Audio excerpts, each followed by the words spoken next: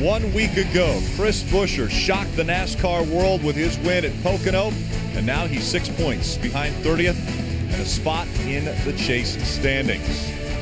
One name you don't see on this list after last week, Dale Earnhardt Jr. has fallen out of the top 20. He was in Watkins Glen earlier this weekend, was addressing the media as well as saying hello and kind of getting acclimated again to the garage and his team.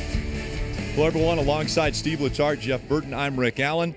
We come to a racetrack like this, and Chris Buescher a week ago shocks everyone. Is there someone in the field like a Kyle Larson or an A.J. Allmendinger that could do the same here? Yeah, I think those two guys can win the race. I don't know that it would be a shocker, though. Those guys are really good road racers. They both qualified well, and they can win this race just on speed. So I don't know that they're going to have to use tricks or anything to win this race because they're both talented race car drivers and can make it happen. Well, I'm not sure it's even going to take a win to really affect the Chase standings. We've seen all weekend long how difficult this track is. Some high-speed accidents in the S's that have collected a lot of cars. So even without a new winner, I think the Chase standings could be all jumbled up at the end of the day. One thing that changes everything is after they ran here a year ago, the track was repaved. So what are the difficulties the drivers will face? Well, this track is difficult, but it's been made more difficult with the repave because this tire is so hard because you have to build a tire that's hard to withstand the new asphalt. So now the cars slide around a lot. The drivers talk about when they get out of the groove, the cars are much harder to drive. So a mistake now, you'd have to pay a bigger price because there's less grip outside of the groove. Well, the difficulty this weekend just hasn't been the new pavement. It's also been the inner loop, the bus stop, those big curbs that are installed to keep the cars on the racetrack. We saw yesterday in Xfinity race, drivers are really forced to use these curbs, Rick, but they're really large this year. Look at the 18 at Kyle Busch. He goes over the curb, damages his front splitter, and he wasn't the only car. We also see another Cup regular when Brad Keselowski straight up jumps the curb, all four tires off the ground, ends up with a rear suspension failure. And you said to keep the cars on the track, and yet we're seeing them fly around off the track here at the Watkins Glen International Road Course. Drivers trying to punch their ticket into the Chase. Could it happen at this racetrack? Of course it could. This has been NASCAR Countdown to Green, served by Sonic. Let's go racing.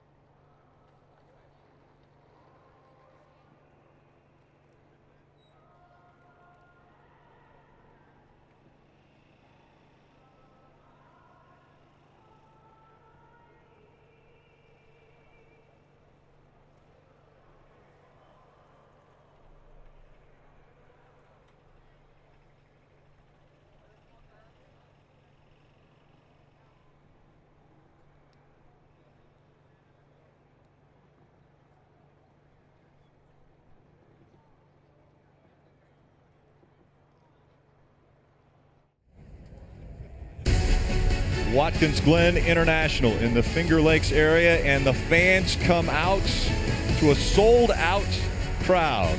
What an incredible facility this is, and a great place to watch racing. Let's get pre-race ceremonies underway. We go trackside now. Ladies and gentlemen, at this time, please rise and remove your hats as the United States Marine Color Guard, the New York State Troopers, soldiers from the National Guard, and ROTC cadets at Alfred State College and the Chemung Schuyler Cadet Squadron present our nation's colors. Remain standing as Reverend David Fife of Bentley Creek Wesleyan Church offers today's invocation. Thank you, God, for this wonderful weather that you've provided for this Purple Heart National Remembrance Day. We thank you for the service of our veterans, the active ones, the retired ones, and those who are no longer with us. And now, God, we ask your blessing upon this year's running of the Cheez-It 355 at the Glen. May each driver, course worker, and crew member enjoy your hand of protection. And help us, Lord, to remember that all good things come from you. Amen. Here to honor America with the singing of our national anthem, please welcome former Marine and star of the hit television show Gotham, J.W. Cortez. Oh, say, can you see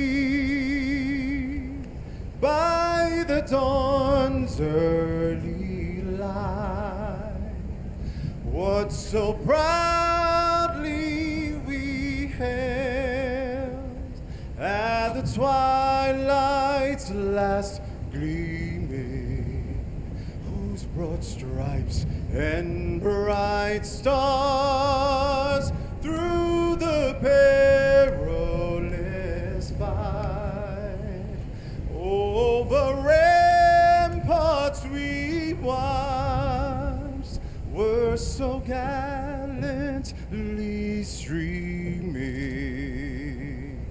and the rockets echoing, the bombs bursting in air, gave proof through the night that our flag was still there.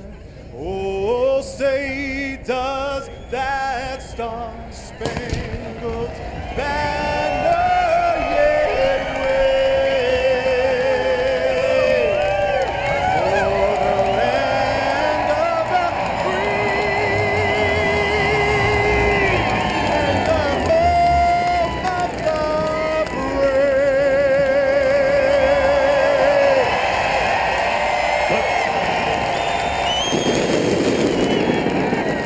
The roar of the crowd says it all. They're ready. 90 laps of racing. Kyle Larson starts up front today, and I'm sure he'll be thinking about his friend, Brian Clausen, injured in a crash last night at Bellevue, and he was airlifted to Lincoln, Nebraska. Everybody thinking about Brian Clausen today, even Tony Stewart, another dirt track friend of his. Thoughts and prayers with Brian Clausen and his family.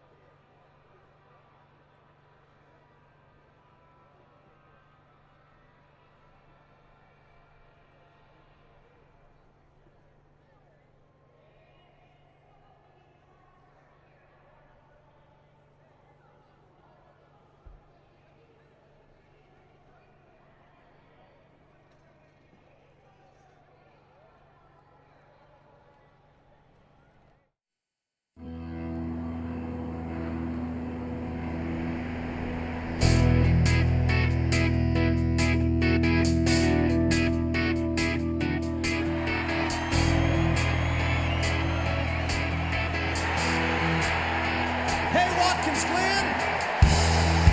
Everybody ready, set, go. Rev it up and let's roll. There's a party in the fast lane.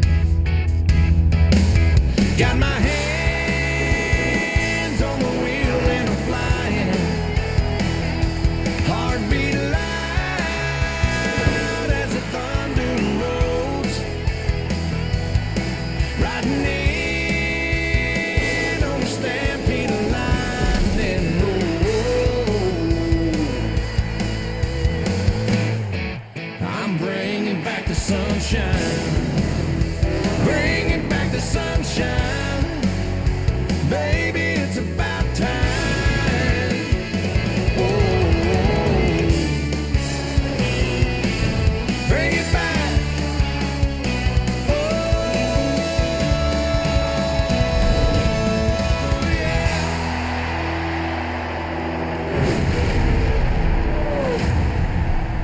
Welcome to Watkins Glen International.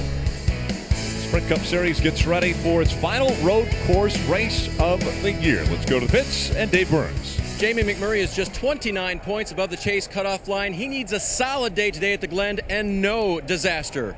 Parker?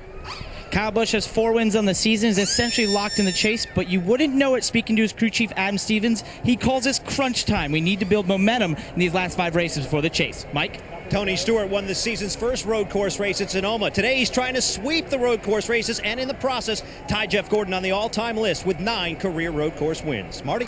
Mike, confidence in racing means everything, and no one has more confidence at Watkins Glen than Joey Logano. Between Sprint Cup Series and the Xfinity Series, he's going for his 4th straight win at Watkins Glen. And he told me a moment ago, I fully believe that we can get that win today to make it 4 in a row, Rick. A sweep a year ago, looking to sweep again in 2016. Let's get the engines fired. We go trackside for today's command.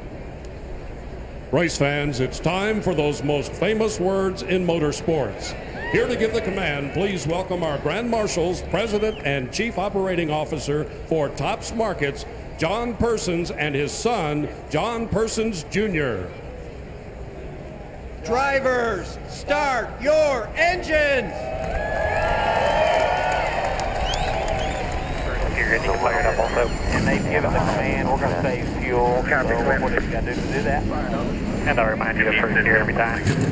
Yes, please. Thank you. Now you go ahead and fire up. 40 cars have come to life, and already they're talking about saving fuel. Drivers that are right on the bubble, like Ryan Newman, Chase Elliott, guys fighting for every point that they could possibly get to see if they can make it into the top 16 at the end of the year, including the guy who won a week ago, Chris Buescher.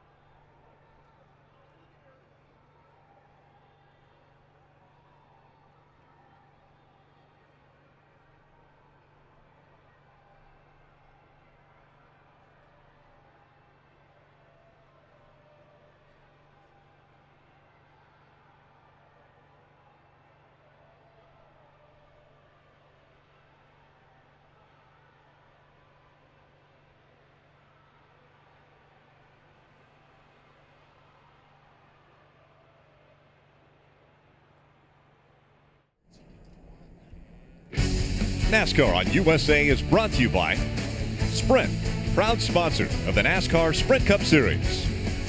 Ford, we go further so you can. And by Coca-Cola, taste the feeling. I knew I wanted this to be my career, and to be able to get to this point now, I mean, this is always the goal. Chris Buescher is your winner at Pocono. An 11-year journey to be in victory lane at Pocono Raceway. His first ever Cup Series win. You're a Sprint Cup winner, and it's a pretty huge thing. In this situation, we just all but put ourselves in the chase. Multiple stories when it comes to points and who's going to be eligible for the chase.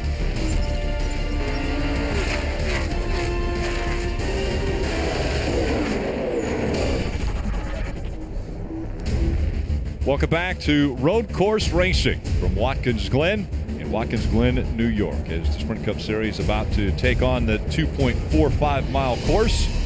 Take a look at the starting grid. Carl Edwards swept the poles on road courses this year. Kyle Larson looking for his first win. Starts on the outside of row 1. In row 2, we have the 5-time Watkins Glen winner, most all-time, Tony Stewart, starting next to Matt Kenseth. In row 3, we have 2-time Watkins Glen winner Kyle Busch starting next to the runner-up in Sonoma in June, Denny Hamlin. Back in row 4, 26-year-old out of Middletown, Connecticut, Joey Logano, 2015 Watkins Glen winner. Row 5, we have 2 drivers in the chase standings looking for a win, A.J. Allmendinger and Jamie McMurray. In row 6, we have a driver attempting to pull off a major upset today, Michael McDowell starting next to the 2012 champ, Brad Keselowski. Back in row 7, it's Martin Truex Jr. He's got a road course win at Sonoma. And Jimmy Johnson. Here's a driver who has never won at Watkins Glen. Row 8, it was so close a year ago for Kevin Harvick, running out of gas in the last couple of corners. He'll start today next to Chase Elliott. Row 9, we have Kurt Busch starting next to Austin Dillon, who's looking for his first top 10 on a road course. Back in row 10, Ryan Blaney, the 22-year-old out of High Point, North Carolina, has never raced at this track. Let's see if we can talk to one of the favorites before the green flag flies. That, of course, would be A.J. Allmendinger. Hey, AJ, it's Jeff. In the booth, you with us? I got you, man. Well, we all know you didn't qualify as well as you wanted to, but can you still win from 9th? Oh, yeah, we still definitely can win. It's a tough racetrack after the repave. They've done such a great job repaving here, but as we've all talked about, Goodyear's got to bring a hard tire. So it's going to be some strategy about minimizing mistakes and going out there. Track position is going to be everything, so it's going to be fun. But just awesome to see all the crowd around here. Sold out, packed house here. It's going to be fun to race in front of everybody.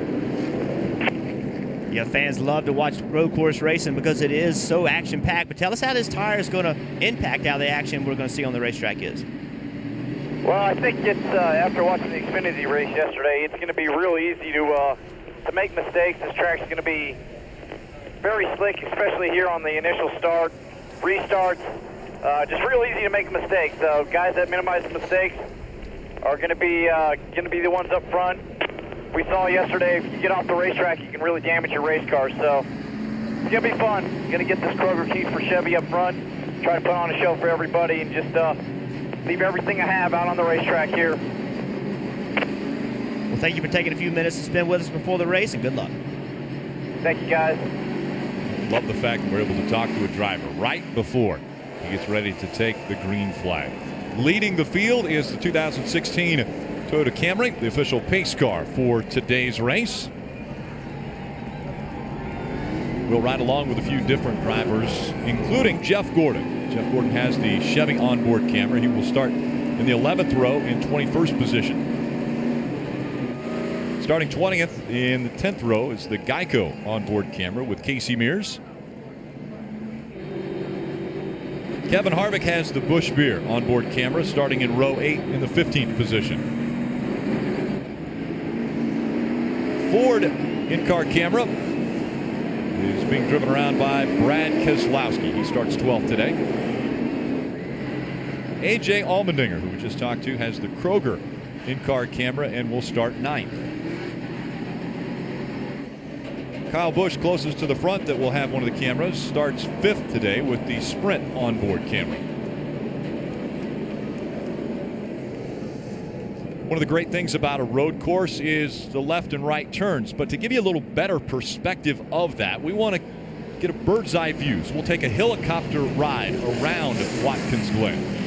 It's a great opportunity to show you where the cars are going to be. So we're on the front straightaway driving into turn 1. This is a passing zone. You're going to see all the drivers trying to position themselves to take advantage of this slow corner after a long straightaway. Yeah, and then as you exit turn 1, go across this very short straightaway and start climbing the hill up the S's. Turns 2, 3, 4 are the combination corners that make up the S's. It's a right, left, right combination. Turn 4 at the top of the S is probably the fastest corner on the racetrack. Yeah, you are really moving right here. Got to be careful not to get too much on these curves as opposed to the inner loop. These curves are really high and they will really affect the car at a high speed part of the racetrack. But this thing leads to a really, really long back straightaway.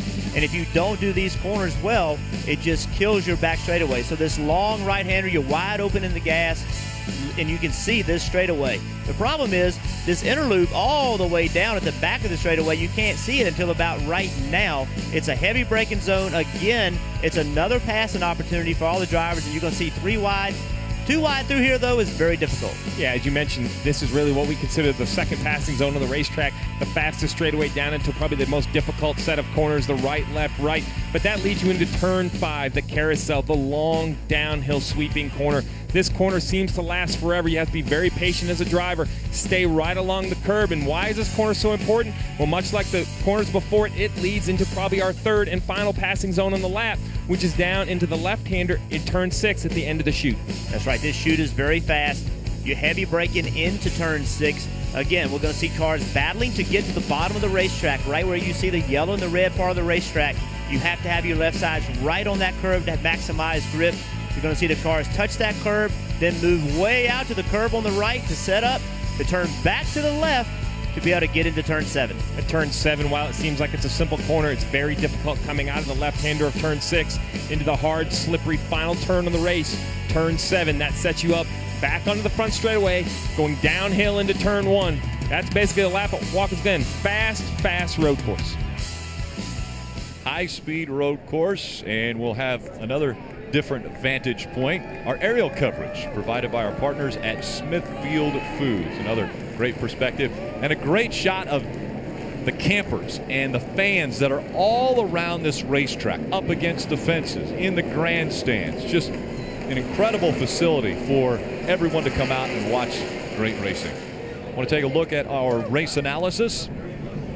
This race will be 90 laps, 220.5 miles. Pit road speed 40 miles per hour. And the fuel window 28 to 30 laps, which means we could see people try to push it on just 2 stops. Well, fuel is absolutely going to be an issue today, Rick, because even if you aren't trying to do it on 2 stops, the question is when do you make that last stop? Strategy is going to be important. It's even more important from what we hear with this repave, this Goodyear tire. It really holds on well, which means it has lap time all the way into a run, continues to run fast, so it's going to be important for them to get their strategies right. Speaking of strategy, there are differing strategies with different teams out on the racetrack. Let's talk about the keys to the race. Yeah, so when you look at keys to the race, 2 stops, that's been the word through the garage here. Even though 4 of the last 5 winners have won this race on 3 stops, everything this weekend points to where everyone's going to try to do this on 2 stops. But even if you do it on 2 stops, Rick, the last stop, when is that last stop? That makes all the difference. We've seen a variety of opportunity everywhere from 55 to 60. The whole key to that last stop,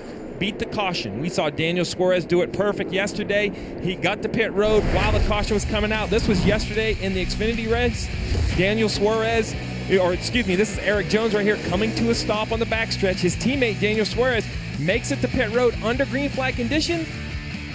Caution comes out, pit road closes. That catches the 2 RCR teammates out. They have a penalty of crossing the commitment line when pit road is closed. A huge break for Daniel Suarez, gained him track position, Rick. And a lot of people are probably asking, wait a second, why are the Joe Gibbs racing cars all have windshield wipers on and nobody else does? Do they know something that we don't know? Well, and the sun's shining, so remember, if this race were to rain, NASCAR could go yellow and you could put rain tires on and the race would continue. But Doesn't look like rain, does it, Steve? So I can promise you those windshield wipers are not riding for free. There has to be an aerodynamic advantage to have those windshield wipers on the race cars. And let's go back to pit road and Marty Snyder. One of those Joe Gibbs Racing cars, Carl Edwards, will start on the pole. In fact, he swept both road course poles in 2016. He told me, that's funny because my road course career got off to a terrible start. My first time here in a Sprint Cup Series car, I crashed before I finished my first lap. Same thing in the Xfinity Series car. He has a much better handle on road course racing now. He has a win at Sonoma, trying to add one at Watkins Glen. Mike.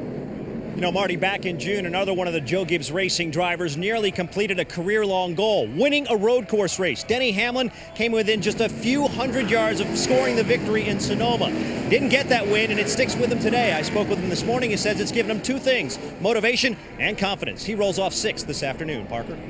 Michael McDowell has a primarily road course background, so what a more fitting place for him to be making his 200th start. When I asked him about the race today, he said, Parker, with the way this tire is, it's going to be like 90 qualifying laps. He related it more to a Daytona prototype, and I can tell you as a driver, that means a lot of sore legs on Monday for these drivers. Dave? Parker, after being third quick in final practice, Ricky Stenhouse Jr. qualified 30th. The reason for that? Well, Martin Truex Jr. paid him back for a little getting in the way that Stenhouse inexplicably did during Truex's fast lap. They go out in groups. Truex got his fast lap taken away, so he took away Stenhouse's fast lap. Truex starts 14th, thought he could have the pole. Ricky Stenhouse starts 30th with a fast race car. Rick?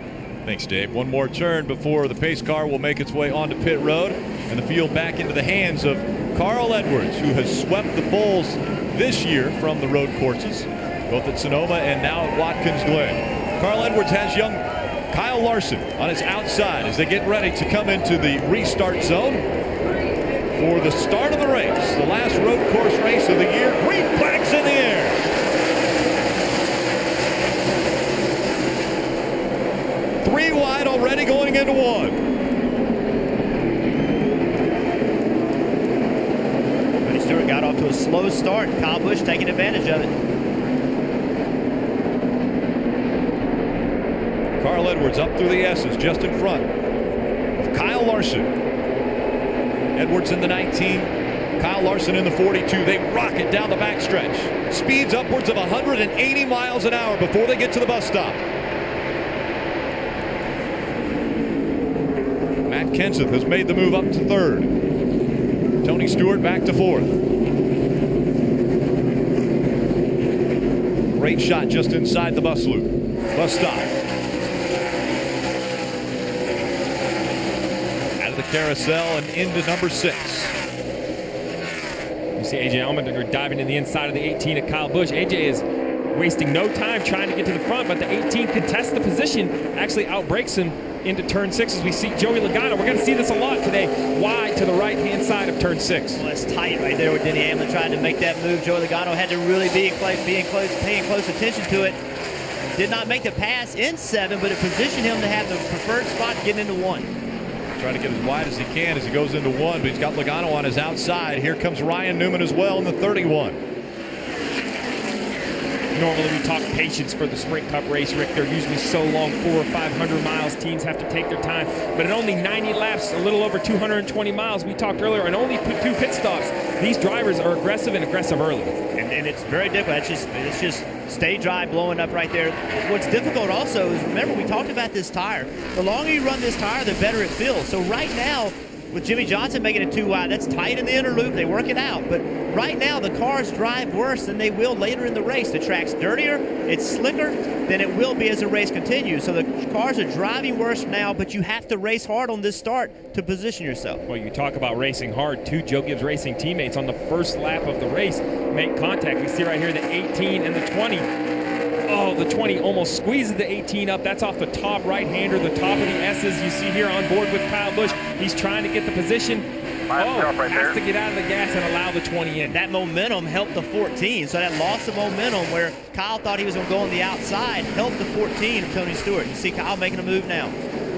Kyle takes a spot away from Tony Stewart with AJ Allmendinger right behind him. Now it's 3 wide. Up through the gas as they go. Kyle Busch wisely gets out of the middle of that. He knows even as aggressive as he wants to be, only 3 laps in, he's going to not try to go into the S's 3 wide, Jeff. What a great move by Allmendinger to take advantage of knowing that when they came off turn 1, because they were side by side, they were going to be slower. Be aggressive, try to make something happen right there, and he was able to pick up the spot. It looked like Kyle Busch was going to make the pass to pick up a spot. He actually lost the spot because AJ pushed the issue there. Really good move. 9th to 5th for AJ Allmendinger, Jeff. And you know, one of the things with AJ is confidence. And so the team told me maybe it wasn't a bad thing that we qualified 9th. They actually found a problem with the brakes. He said the brakes were giving him an issue in qualifying yesterday as he looks to make a move on Tony Stewart. They found that a bolt had broken on the left front caliper during qualifying, and that was leading to the brake issues yesterday. But as team owner Tadka Scheckter told me, listen, qualifying 9th and moving forward, passing a couple people early could be a good thing for AJ Allmendinger. It's tough to have a little bit of confidence at a road course, isn't it? Even if you're as good as AJ Allmendinger, every little bit of confidence helps, doesn't it, Jeff? Well, he's testing those brakes out now. He has full confidence in them. We've seen him try to outbrake 2 different occasions, and on this occasion it worked. So there's no doubt confidence isn't a problem at the moment. And Rick, a lot of conversation about brakes right there. Keep that in mind. With this fast circuit, with this really durable Goodyear tire, a lot of concern through the whole garage area. The pace doesn't fall off, so these drivers continually abuse their brakes all day long. We're still early in the race. Everyone keeps trying to outbrake one another, but as we get later into the race, whose brakes will hold up? The pace actually is picking up. The 4th lap, this 4th lap that they're on right now is going to be faster than their 3rd. And look at Joey Logano. Had to get underneath Hamlin, getting in the inner loop, and had all 4 tires on that left side curve. Look how loose he got. Was able to maintain control, still had the preferred position, was able to keep his momentum up. 3 car in the same spot with a problem. That inner loop is difficult. It's so fast, but those curves, they're just so tall. When you hit those curves, it just totally, you've seen cars all 4 tires off the ground. Yesterday, this was the trouble spot in the Xfinity race, so I expect it to be with the trouble spot again today. Austin Dillon in the 3 was running 17th before that spin in the bus stop. It's difficult to negotiate. Sometimes you're going the wrong way. But that time, a little help from Jeff Gordon.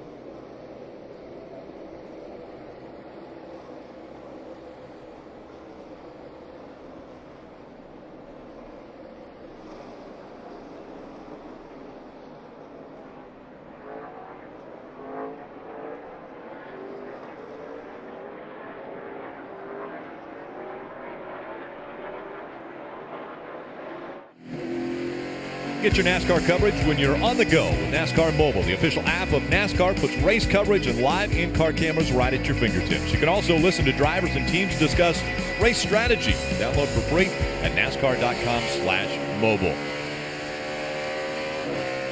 Two drivers that have been as good as anyone at road courses, Jeff Gordon and Tony Stewart. 17 wins on the road courses between the two. The rest of the field today, 13 wins between them. Sprint's network reliability now within 1% of Verizon's, which today save 50% on most Verizon, AT&T, or T-Mobile rates. Visit a Sprint store or sprint.com/network today. But Jeff Gordon does have an issue with the left front of that car, and that happened because of what took place in the bus stop. Austin Dillon. Yeah, they're starting to enter. You see Casey Mears and Austin Dillon side by side. Jeff comes in and gets into the back of the 3 car. I think just what happened to the drivers, and he was running 18th, Jeff Gordon, before this happened. So this damage is without a doubt hurting him. He's all the way back to 25th now. And Jeff, like a calm veteran, the only thing Jeff Gordon said on the radio was nose damage, and then he came on and said, obviously, we have no front downforce. Greg Ives has kind of been leading the charge. Travis Mack, the car chief, also working on a piece to go on that left front of the car when the 88 does come to pit road. Now, one of the things they do here, and now all the teams do it, is Greg Ives went around the car this morning with his cell phone and took pictures everywhere on the car. So he knows exactly what pieces need to go on that car, so he knows what it looked like before. He's been walking around showing everybody his cell phone and showing them the pictures of how they need to fix the damage and where that needs to go. So a little thing you crew chiefs do, Steve, you take pictures of the car so you'll know how to fix it if indeed it does get damaged during the day. Well, you just know that in these races, as fast as these courses are, mistakes are going to happen, and that was a big mistake by Jeff Gordon getting into the back of the 3. I agree with you, Jeff, that the 3 was checked up, but that's major damage. That's a lot of downforce loss, and you've talked, Rick, about how fast this racetrack is. That downforce is really going to affect you. You might be able to get away with it at Sonoma, but not here at Watkins Glen. And as we're looking here, look at Matt Kenseth is in second now, and A.J. Allmendinger's moved up to third. So some changing around in the top 5. Under attack already again. Matt Kenseth making a move on the front straightaway to get underneath Larson. We don't think about Matt Kenseth being a good road racer, but he's finished 4th at Watkins Glen last year. He's actually improved his ability to run a road course. Has been very, very good. So, when the beginning of his career, he really didn't like coming here, didn't enjoy it, but as his career has extended and continued to improve, he's gotten much better. Matt Kenseth making his 600th start today. His best finish here at Watkins Glen, just 4th. That was last year, though, so things are picking up. Kyle Busch chasing after A.J. Allmendinger, was able to get by Kyle Larson. So Larson going the wrong direction. He's fallen all the way from 2nd back to 5th now. And Rick, we've talked about braking and how important braking is at Watkins Glen. Well, Casey Mears was very nice to us here at NBC and allowed us to put some creative onboard cameras. Not only do we have one looking at the driver himself as you see him climb the S's, but how about this shot underneath the front suspension? You see how hot the headers glow. They're bright red there as he's wide open on the gal. Big moment between him and the 24 Chase Elliott, but then look at the brake rotor. As he gets on that heavy braking into the inner loop, it's going to be heavy on the brakes. You look on the right side of your screen, it looked like Tony Stewart missed the inner loop, which means he has to come to a complete stop. But what a great shot by Casey Mears. It just shows how heavy they are on the brakes. Tony Stewart was 6th. Think about that. A veteran who we just talked about, the most wins at this racetrack, and he missed the inner loop. Yeah, that inner loop, listen, all day long, the inner loop's going to be an issue. Here comes Tony Stewart down the long straightaway after the S's, trying to get into the inner loop. He knew he was in trouble, so instead of trying to make it, he just goes straight.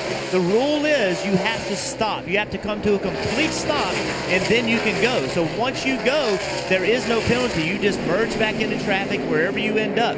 If you don't go through the pit stop, through the bus stop, and you don't stop, it's a pass-through penalty. So much better just to stop and take your penalty right there. And guys, Tony took complete responsibility for it, keyed his microphone and apologized to his team, now trying to make up for it. The team just wanted to make sure that he adhered to the penalty and did stop, which, as we just saw, he did. Up through the S's. Wheel hop is what happened. Yeah, but Tony Stewart mentioning wheel hop. He's dropped all the way back to 16. Only 11 laps in, Rick. We have action all over this 2.5-mile road course. Steve, you talked about the brakes, and we saw how hot the rotors are. But with this tire and you having to push the car later in the run, the tire doesn't fall off. It actually gets a little better. That means you're going to push these brakes even harder. So you heard Tony Stewart talking about a wheel hopping. That's because he's aggressive on the brakes, trying to get in the inner loop as quick as you can. It's going to challenge the reliability of these brakes. Chase Elliott running 17th. Kevin Harvick running 13th. This was the shot that he had. His boss coming back on the track after he went through the inner loop.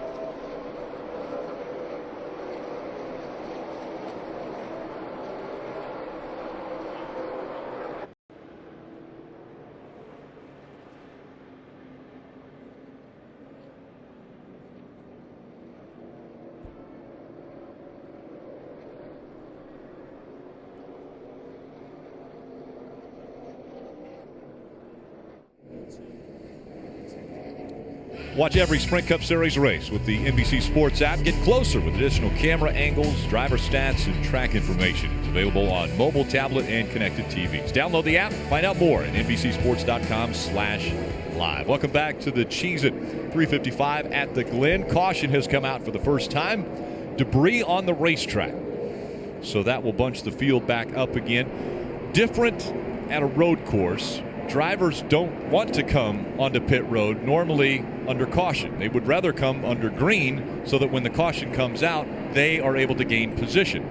But in this situation, the 88 of Jeff Gordon is going to be coming to pit road to work on the front of that car. Marty? They're going to put on right side tires and obviously spend most of the time trying to fix that left front. Travis Mack, the car chief, out there with a hammer trying to get the part pushed down a little bit so they can put the piece on the repair piece that they wanted to. When we talked about Greg Ives using his cell phone, he was showing pictures from the car this morning and also pictures he took from our coverage to show the team the damage. So they have bare bond actually going on now. They're going with that instead of the overall piece that they made for the left front, and they're trying to make sure that bare bond stays on. If they can get this to work, it might be the only repair they need to make. But they do have that piece sitting here in case they need to slap it on there, and they're going to put on left side tires here and see if this will be a good enough repair for that 88 car. And Marty, the 88, Greg Ives doing a great job, not worrying about, you see way more than the limit of 6 crew members over pit wall because they pitted when pit road was closed. So they already have a penalty of tailing the longest line. But this is very unique about Watkins Glen. Pace laps here, Rick, well over 3 minutes. Take a deep breath. You don't have to be in the same rush you would be at Bristol or Martinsville or Richmond, a normal short track. Take a deep breath, repair it to the best of your ability. You have more time here than basically any track we go to. So they'll continue to work on that. NASCAR Drive is NASCAR.com's live race day companion. Select your in-car video or camera angle, access integrated driver stats, lap-by-lap commentary, and social conversations in real time. You won't miss a lap when you visit NASCAR.com/drive on your personal computer now. Brad Keselowski currently running 7th.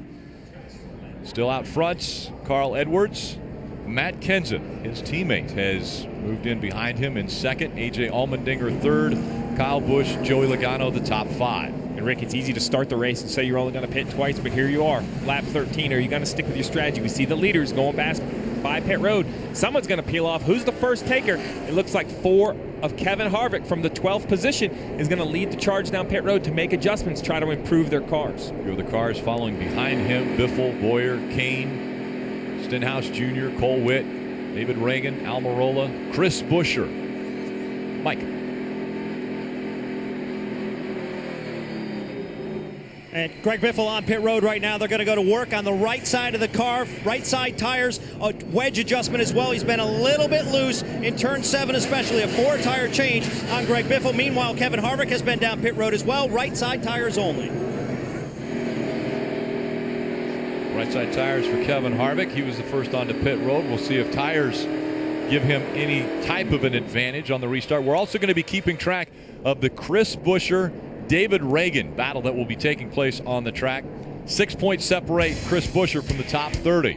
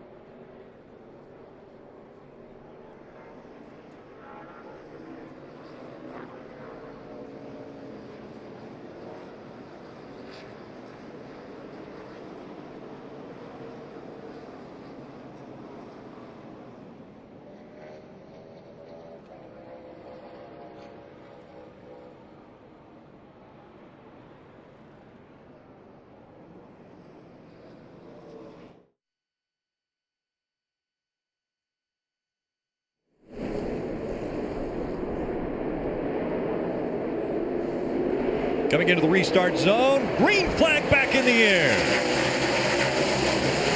Carl Edwards with another great start. Kenseth on his outside trying to get that second spot and hold on to it. Here comes A.J. Allmendinger on the inside, side by side as they go into turn 2. Gonna try to get singled out up the S's. If not, Kyle Busch behind them is going to have a big run. You saw A.J. made the decision to get singled up. If he hadn't, he knew he'd lose that spot. And that lost a little momentum and allowed Kyle Busch to get right up behind him. Now Kyle Busch with a little more momentum looks to the outside. They brake hard as they go into the bus stop. So A.J. Allmendinger turned to the right. That was all in an effort to defend the position, just to tell Kyle Busch, I'm not going to let you on the inside of me. You're not going to outbrake me. It wasn't trying to play offense. It was playing defense. Through the carousel, that momentum carrying them out past the curbing, using all of the racetrack and more.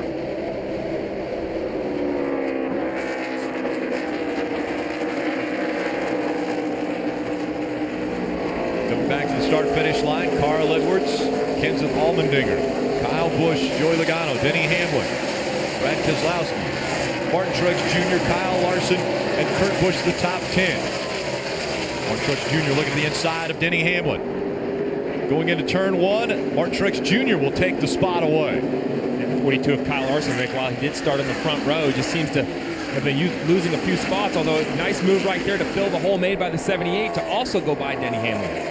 Under the last caution, a couple cars came onto pit road. We had mentioned how you have to minimize your mistakes. Well, the 5 and the 43 both penalized for over the wall too soon. Casey Kane, one of the bubble drivers, cannot have these types of problems and continue to think he will make the chase this season.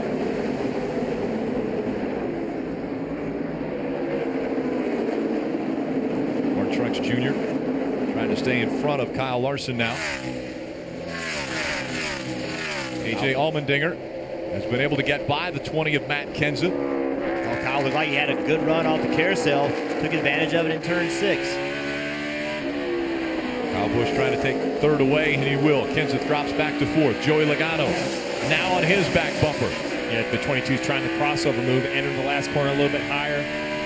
As we see on the left side of the screen, Kyle Busch looked like he reached up and adjusted his brake bias down the front stretch, probably cranked a little front brake into it for that really difficult braking section into turn 1. I mentioned as we went away to break, Chris Buescher and David Reagan, the battle for 30th in points. Chris Buescher needs to gain 6 points or 6 positions on David Reagan, the two currently running 25th and 26th on the racetrack. So only 1 point difference between those two early in this race. Take another look at the restart. One of the S's side by side. Matt Kenseth and A.J. Allmendinger. Right at the top of the S's, Allmendinger says, you know what? If I go here side by side with Matt Kenseth, it's going to slow my momentum down, and Kyle Busch is going to get by both of us. So a smart move. Sometimes you have to win races and put yourself in to win races with your brain, not your right foot, and that was a very smart move. He's been able to get by the 20, and so now running in second is A.J. Allmendinger. Allmendinger, a win at this racetrack, really his only option right now to make the chase.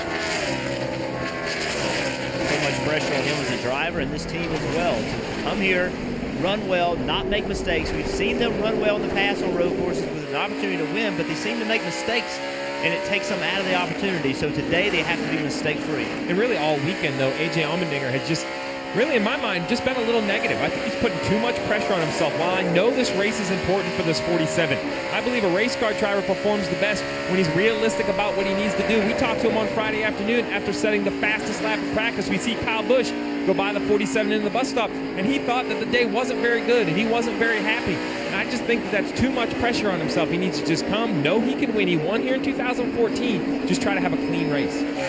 And you just gave up the spot to Kyle Busch.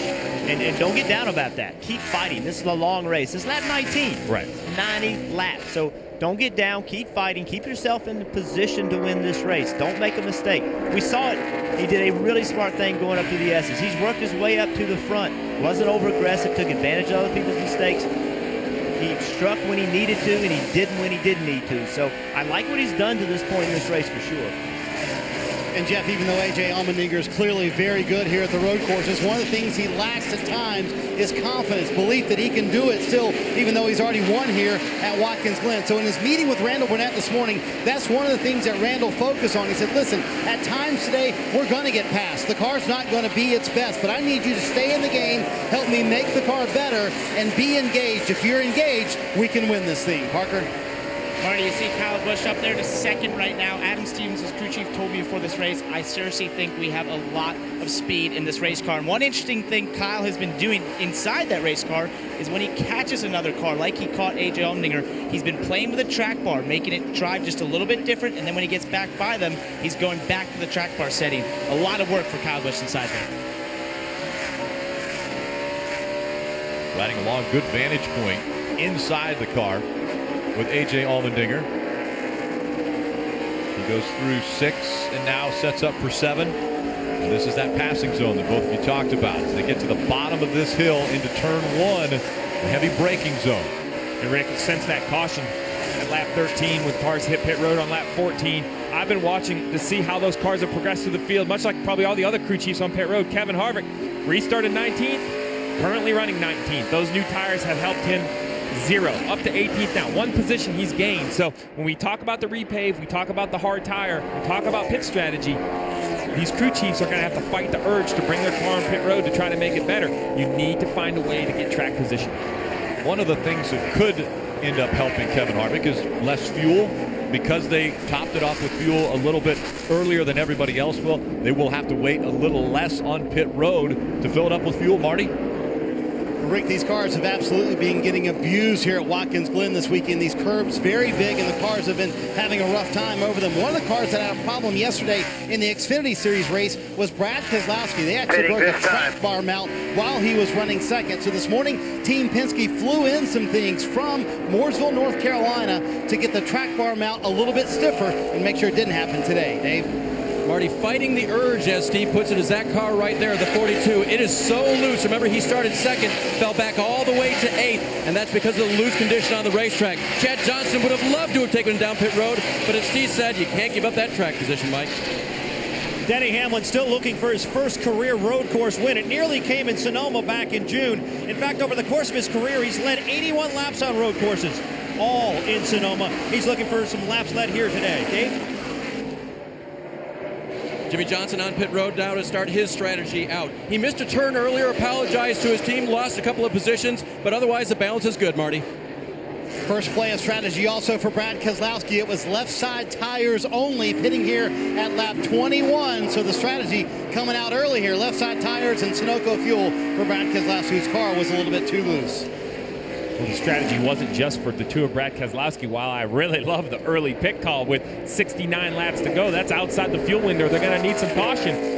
We just mentioned Kevin Harvick. He came from 19th. Well, he did gas only rig. Much shorter pit stop. We're going to have to let pit cycle to completely move through to understand how many positions he's gained on the racetrack. But crew chiefs, we keep redefining what aggressive is on these pit calls. And listen, the 4 car pitted under the caution, and he did tires. So when he pitted under green, he only did fuel. He didn't have to take much fuel. So that is what he was trying to do. And everybody else pits. The amount of time that he spent on pit road is going to net him out better than where he was running. That was the plan. Trying to get a little bit better of a situation there was the 48. They have a penalty. The 14's on pit road, Mike. Yeah, and as you heard him say earlier in the race, he had a bit of a wheel hop. It's going to be interesting to see how they adapt to that to try to fix him up. They're going to go to work right away on the left side of the car. 2-tire change there. An air pressure adjustment as well as the team swings around for a 4-tire change here on the 14 car. Also an air pressure adjustment. Tony's also been working on the track bar within the car, trying to get a little bit more stability in the S's especially, and also the bus stop. Trying to be mistake-free. The 48, a mistake on pit road, an uncontrolled tire.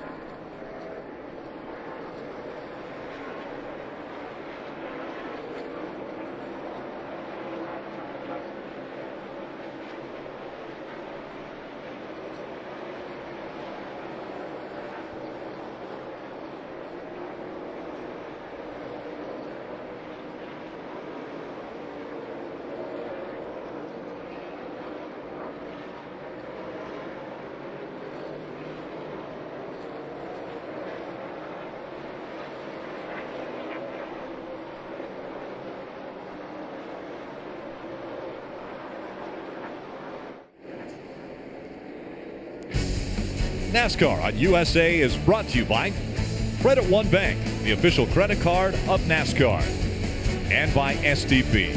Get ultra performance with SDP Ultra 5-in-1 Fuel System Cleaner. It's been a tough day for the 48 team and the 42 team. Kyle Larson just missed the bus stop, blew through it, so he'll have to do the stop, which he does. And once he comes to a complete stop, then he goes back again. So now we have seen Tony Stewart do that. Kyle Larson has done that. The 48 team. The penalties on pit road. They came down pit road and tried to serve a penalty, stopped and put fuel in it, not allowed to do that. So when he came back down to serve the pass-through penalty, they were speeding. So now they have to do a stop and go. So the hits just keep coming for the 48. The 19, though, out front. Carl Edwards has led every single lap. 25 complete on lap 26. Here's the radio moments ago.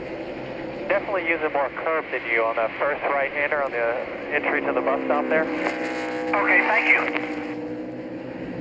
Just a little information for Carl Edwards. He hasn't had any cars out the windshield, so he has nobody to look at. Sounds like, and now he's coming to pit road here at lap 26. Kyle Busch was closing in on the back bumper, and Kyle Busch is also going to use the same strategy. He will also be on pit road at the same time. Parker?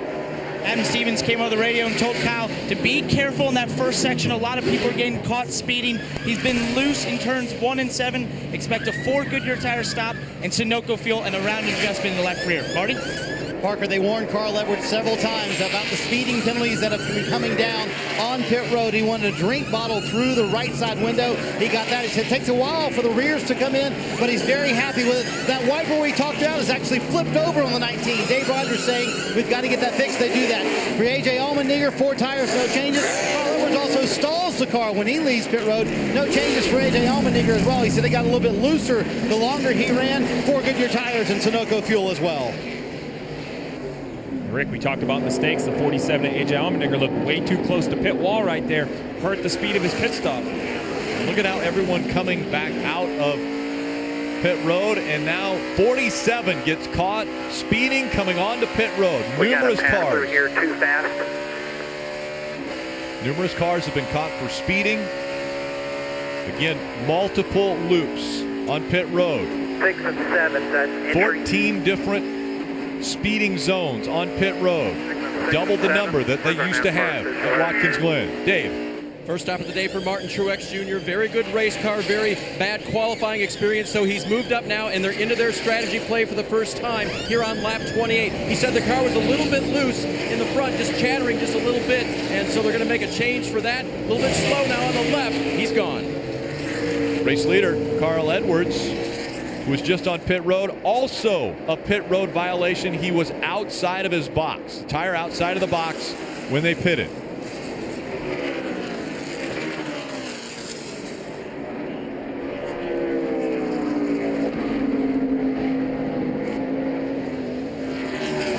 Joey Logano scored as the race leader. Jamie McMurray running second. Kyle Larson has moved up to third. Take a look at what happened with Carl Edwards. Rick, the mistakes just keep on coming. So you see right here the 19. This is the right front tire that's come off the car. That has to be caught at pit wall. You see the crew member try to grab it. It bounces out in front of the 19 car. The rule is that tire, A, must be controlled, but B, must be to the pit wall side half of the car. It's backwards here, but basically closest to pit wall. It was on the driver's side, which is away from pit wall.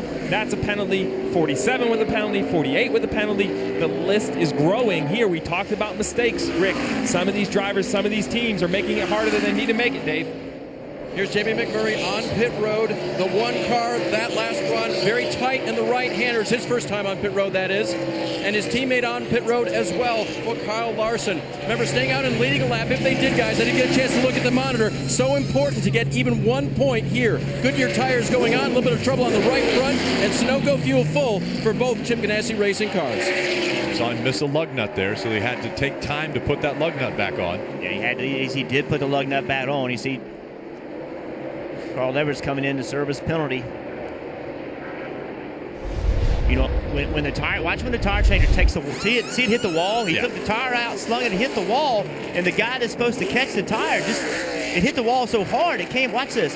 He moves the tire back. He's expecting to get caught, but it wasn't thrown where it needed to be thrown, and it just bounced back. And the guy on the wall could not get it. So he's trying. He's doing all he can. It just didn't go where he was anticipating. Joey Logano still out front. Marty? Rick, tons of different strategies. Just checked in with Todd Gordon, the crew chief for Joey Logano, and their strategy all along was to make this first run as long as you can make it, and then make that second run short, and then pit as soon as you can make it to the very end. It's the old adage, be the last to pit first and the first to pit last, right, Steve? So that's the strategy the 22 is sticking with. Like that or not, Mr. Crew Chief? Oh, I like the strategy. It's a good idea. Basically, this race is going to be decided in the final pit stop. But you could talk about all the strategies you want. Look at the list of penalties. Casey Kane, Carl Edwards, the list goes on and on. When you have penalties, it eliminates whatever strategy you're on. Remember, when a crew chief comes up with a plan, I'm going to stop twice, I'm going to stop 3 times, there's a lot of assumption in there. The big assumption is you're going to have clean pit stops and lack any sort of penalty on pit road. Steve, we've only had 1 caution for 2 laps. And so when you look at the fuel mileage, Joey Logano hasn't been to pit road yet. We're coming up on, this is the 30th lap that he will complete and going for his 31st lap. We had mentioned the fuel window, 28 to 30 laps. So is this a stretch and is this a gamble for Joey Logano to go around this long road course and try to make sure that he gets back around and doesn't run out of fuel? Well, these teams have learned a lot about this electronic fuel injection and what kind of you heard he's coming, I believe, this time. What kind of notice you're going to get. Usually you'll lose a little fuel pressure. Unlike the Xfinity car yesterday, we saw Eric Jones run out of gas on the course. These Sprint Cup cars usually get a little wave in the fuel pressure, lets the driver know, hey, I need to come to pit road. So I don't think there's a big risk of him running out of gas on the racetrack. The other strategy in staying out this late is he's the fastest car on the racetrack. So unlike in the past, when you came in and put on tires at Watkins Glen, you would go faster with new tires. That's not the case here. So staying out on old tires, he is the fastest car on the racetrack, getting away from the guys that did pit. So you really don't it's not a penalty for staying out like it used to be. Should we watch to see how, for example, it was Carl Edwards that was up front, but because Carl Edwards had a pit road penalty, he had to come back on pit road. But should we watch to see how he blends in with the cars that he was racing with prior to all of the pit stops taking place? And he blows right by pit road this time again. Who's going to go at least another lap? Yeah, so Kyle Busch was the guy that was in his range of people. You had Kyle Busch, and then really smart strategy by the 4-car, Kevin Harvick and those guys.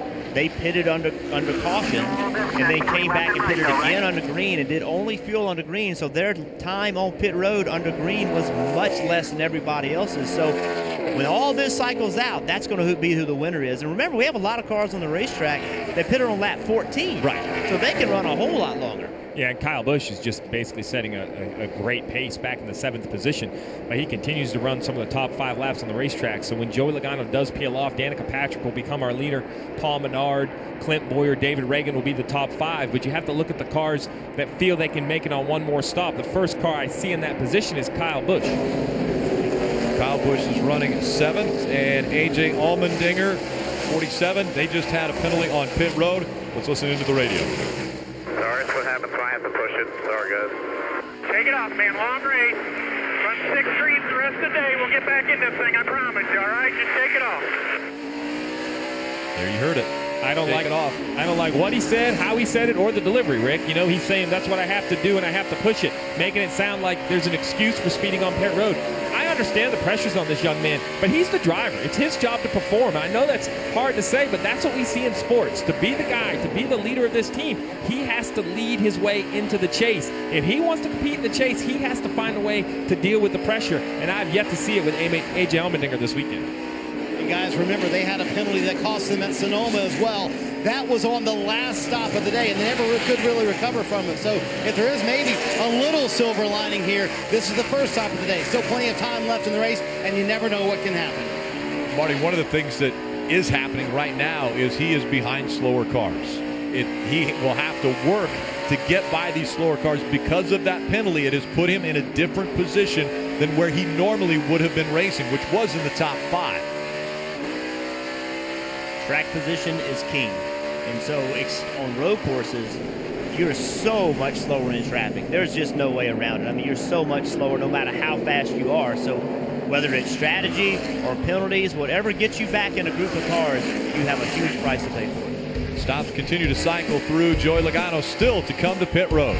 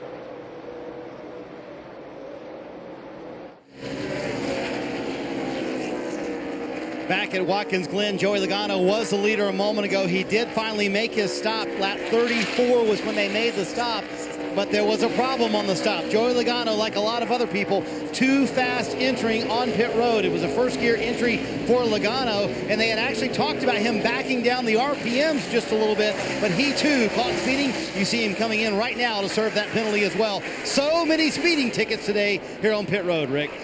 And it looks a lot like it's entering. A lot of drivers have been hit for entering pit road a little too fast when they're coming off of that turn 7. The road courses can be very difficult on pit road because you're doing it in first gear. It's a different pit road speed than we see a lot of places. It's very difficult to do on the restarts. And then remember, NASCAR has added timing zones. Right. They've added more zones to keep people from trying to take advantage of speeding into their pit box. So if you make a mistake now, it's very difficult to slow the car down and get it to where your average speed over that amount of distance is within the rule. Racing Austin Dillon now. So look, this is difficult. You're coming on pit road. You see he's in first gear. So he's looking down at his tack. He's paying attention to his tack. That's why he's looking down. Tack's right in front of him. That's how you do pit road speed. So all the way down pit road, you have to pay attention to your tack. Make sure you're not over your number. Listen. I got you. 3, 2, 1. He did not speed getting into his box at all. He did not try to accelerate getting into his box. So it's not like he was overly aggressive. It's just it's so tight getting on pit road. Now watch as he leads. He's in first gear. Allmendinger's penalty was in sections 1 and 2, so entering pit road. All the way out. So listen, it looks easy. And I know people ask me all the time, well, how do you get caught speeding on pit road? Well, the reason you get caught speeding on pit road is because if the rule is 45, they don't bust you until you go 50. Well, it's 40 here. So 40 is the speed limit, so they go 45. That's going to give you a 5-mile-per-hour limit. So if you go, the goal is to go 44.9. That's what you want to do. So all the drivers push it. And now that you're at a road course that's more difficult on pit road and they've added more lines on the loop, you have to give yourself a little more cushion to avoid that penalty. Danica Patrick, race leader. She last pitted on lap 14. Dave. So 76 laps left. She could make it. She will make it on 3 more stops. They're sure maybe 2 if crew chief Billy Scott decides to try to stretch it for the rest of the race. Speed hasn't been her problem this weekend. It's been all about brakes. In practice on Friday, she had braking issues. They had to replace a brake line that had rubbed a small pinhole in it. So after they rebuilt that, even today, she's still having some trouble with her brakes. But right now, out in front in that clean air. And clean air is key around this racetrack. As long as you don't have someone in front of you that is messing up your braking zones, what you're trying to do as far as accelerating off of turns. Danica Patrick now leading at Watkins Glen. She has led 13 laps this season. Presented by Sprint. Sprint's network reliability now within 1% of Verizon. Switch today and save 50% on most Verizon, AT&T, or T-Mobile rates. Visit a Sprint store or sprint.com/network today. Danica Patrick, then Kyle Busch, who is about 6 seconds back from Danica Patrick. And Kyle has been on pit road at lap 26. Kyle and a few others will probably be on the strategy of just one more stop. Try to make it one more time on pit road before the end of this race. So everyone will be stretching it. Danica Patrick at least 2 more times. 1 more from where she stopped earlier. Parker. You see Matt Benedetto there in 8th, left career best run earlier this year at Bristol, finishing 6th. Before this race, I asked him, hey Matt, how you doing? He said, I'm actually hanging on for dear life in the S's. But I feel like race-wise, if we can just get some crazy strategy to go our way, we can find our way to the front. And that's what he's done there. Also, Cole Witt running in 9th in that 98 car. Very small team. He told me before this race, we had a very good race practice. We also had a very good qualifying 22nd today. He's been very happy with the car, just a little bit tight, but also had pitted under the caution using that strategy to get into the top 10. Danica Patrick out in front of the field at Watkins Glen. Kyle Busch runs second. Glenn Boyer up to the top 3.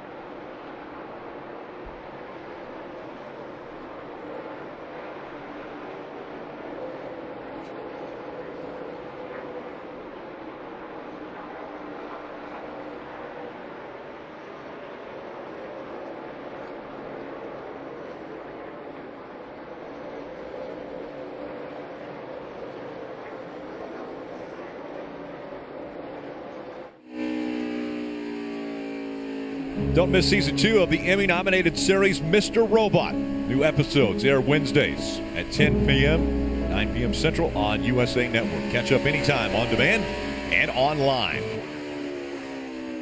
Welcome back to Watkins Glen and the Cheez-It 355 at the Glen. Danica Patrick still out front, closing in. On Danica Patrick is the 18 of Kyle Busch, and strategy definitely coming into play. Quite a few teams on different strategies, Steve. Well, we started with the keys to the race, 2 stops. That changed very quickly with someone like Danica Patrick, who pitted at the caution at lap 13. When to do the last pit stop, we're not going to find that out for another 15 or 17 laps, but what a variety of strategies. Basically, everyone you see that's pitted at lap 14, they still have to make 2 pit stops from here. The 18 of Kyle Busch, he's going to try to stretch it to 1 pit stop. The 2 of Brad Keselowski, I'm concerned. At lap 21 with no yellows, I'm not sure he could do it with 1 pit stop. And then you look back at the other teams. These guys are comfortable with 1 more stop, whether it's Denny Hamlin, the 41, the 24, the 1 of Jamie McMurray. A lot of teams really sticking to that 2-stop strategy, Jeff. But the problem is, then we had that rash of penalties that have really eliminated some contenders. If you're Joey Logano with a speeding penalty, A.J. Allmendinger with a speeding penalty, Jimmy Johnson with a slew of penalties, the question is, I don't know what they can do to get back towards the front, because the leaders, or some of the leaders like Kyle Busch, is only going to stop 1 more time anyway. They have to have a series of cautions. They have to find a way for cautions to land at the right time, and then have several cautions, use restarts to get on that, use some strategy to get back, but they're going to have several cautions to make this up. Steve, I'd really love to replay your audio when Brad Keselowski came onto pit road, because I think at that time you said, well, I applaud this move. They came in early, and now you're saying you're a little concerned about them coming as early as they did. Well, I applaud the aggression, because they have a win. They're in the chase. What does it matter if they run out of gas or run out of gas? But I'm going to tell you, the car that's on the move is Kyle Busch. He's only 1.1 seconds behind our race leader, Danica Patrick. He was on pit road at lap 26. Probably a little outside their window. Maybe they need 2 or 3 yellows. They can easily get that in the second half of this race. But more than that, they're just fast, Rick. Every time we look at time and it's scoring, they're in the top 5 on lap time. He is really putting a clinic on how to be efficient at the road courses. Yeah, Steve, I talked about people needing cautions. Well, the inner loop is a place we might see one. You see Blaney got in there hot, plowed through there, moved a bunch of grass. Look at the bottom of his grill. Yeah. He may have to pit again because the grill looked really dirty. It actually looks pretty clean right there. It looks like some of it may have fallen off. So I don't know. There is a lot there. A lot of dirt, a lot of grass. Yeah, that's going to be close where they'll have to pit. It may overheat, but that inner loop, once again, claims another one. And that's just a situation getting in a little bit hot, maybe not braking as soon as they should have. That's right, and when you make a mistake there because you're going so fast, you have to turn. We saw several cars didn't even try to make it. They just stayed straight, stopped in the inner loop. In this case, he tried to make the corner, hit the curb on the right really hard, ended up getting on the left curb very hard, just out of control through the grass. And all that grass covering up the opening into the radiator. So to cool these engines off, that opening down just above the splitter, and a lot of that grass on that opening. Mike? Clint Boyer has yet to score a top 5 this season, Rick, so a top 5 today would be huge for him. Road courses have been his savior. He's been pretty good on these no matter what the conditions are, and he's running well today. He's one of those cars who has not stopped since lap 14. They've been encouraging him to back up his entry a little bit, trying to save some fuel, although he feels like he can get a little bit more aggressive as time goes on. Marty? Mike David Reagan in that same boat in the 5th position, having a very nice run.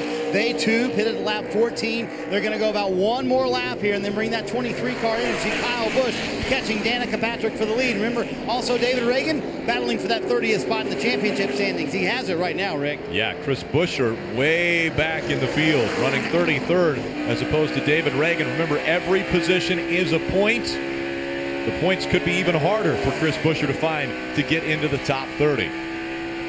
Up through the S's, Danica Patrick has the advantage over Kyle Busch, but Kyle Busch has been so strong catching her. We'll see if he's able to outbreak her going into the bus stop. He doesn't this time. And I look behind Kyle Busch at that number 2 Miller Lite Ford, Rick. He has run almost a second faster than Kyle Busch since he has caught Danica Patrick. So Kyle is going to start feeling that pressure of having to get by the 10 as quick as possible. And again, Brad Keselowski pitted about 5 laps earlier than Kyle Busch did, so he'll have less fuel and be on a little bit of a different pit strategy than what Kyle Busch is on. This, by the way, is the most laps Danica Patrick has led in a Cup car. And she will come to pit road now, and that puts Kyle Busch out front. Dave. So 31 laps on that run with a couple of cautions before her fuel stops, so she should be able to cut the last part in half, to the end. One more stop from here for Danica. Very loose race car, so they're going to get an adjustment, also along with the 4 Goodyear tires and a full load of Sunoco fuel. Drew having us a little bit of trouble. Remember, these teams are pitting sort of backwards from what they normally do. The car's traveling in the opposite direction down pit road. So, Rick, we always talk about wanting to pit under green. As odd as it sounds, Danica Patrick, the other cars that were forced to make this pit stop, they were looking for a caution here. They wanted to pin under yellow. That green flag pit stop's going to hurt. Kyle Busch out front, Brad Keselowski running second at the Glen.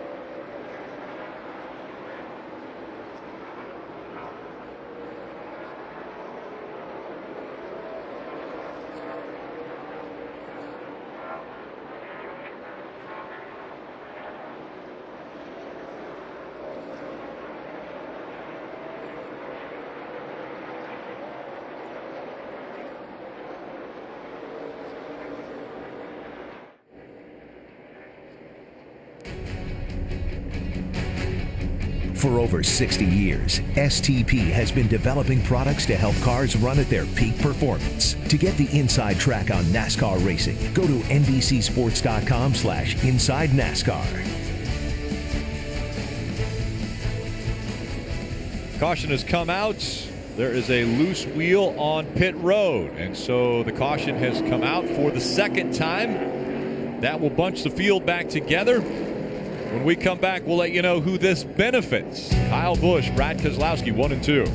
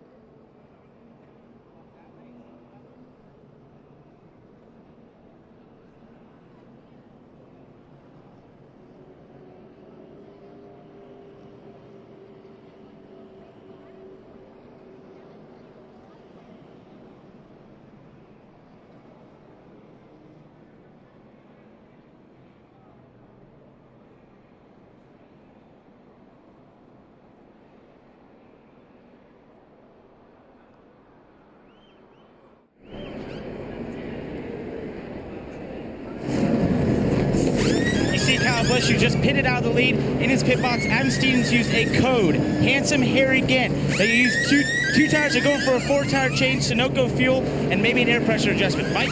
Parker, as Clint Boyer began rolling down pit road, he radioed in saying, I'm out of fuel. They'll pack it as tight as they possibly can in a 4-tire change. Marty. Brad Keselowski pits running second. Mike, it's going to be 4 Goodyear tires. The call by Paul Wolf. Brad wants no changes and a lot of Sunoco fuel, and he does not win the race off pit road. That'd be Kyle Larson. Kyle Busch.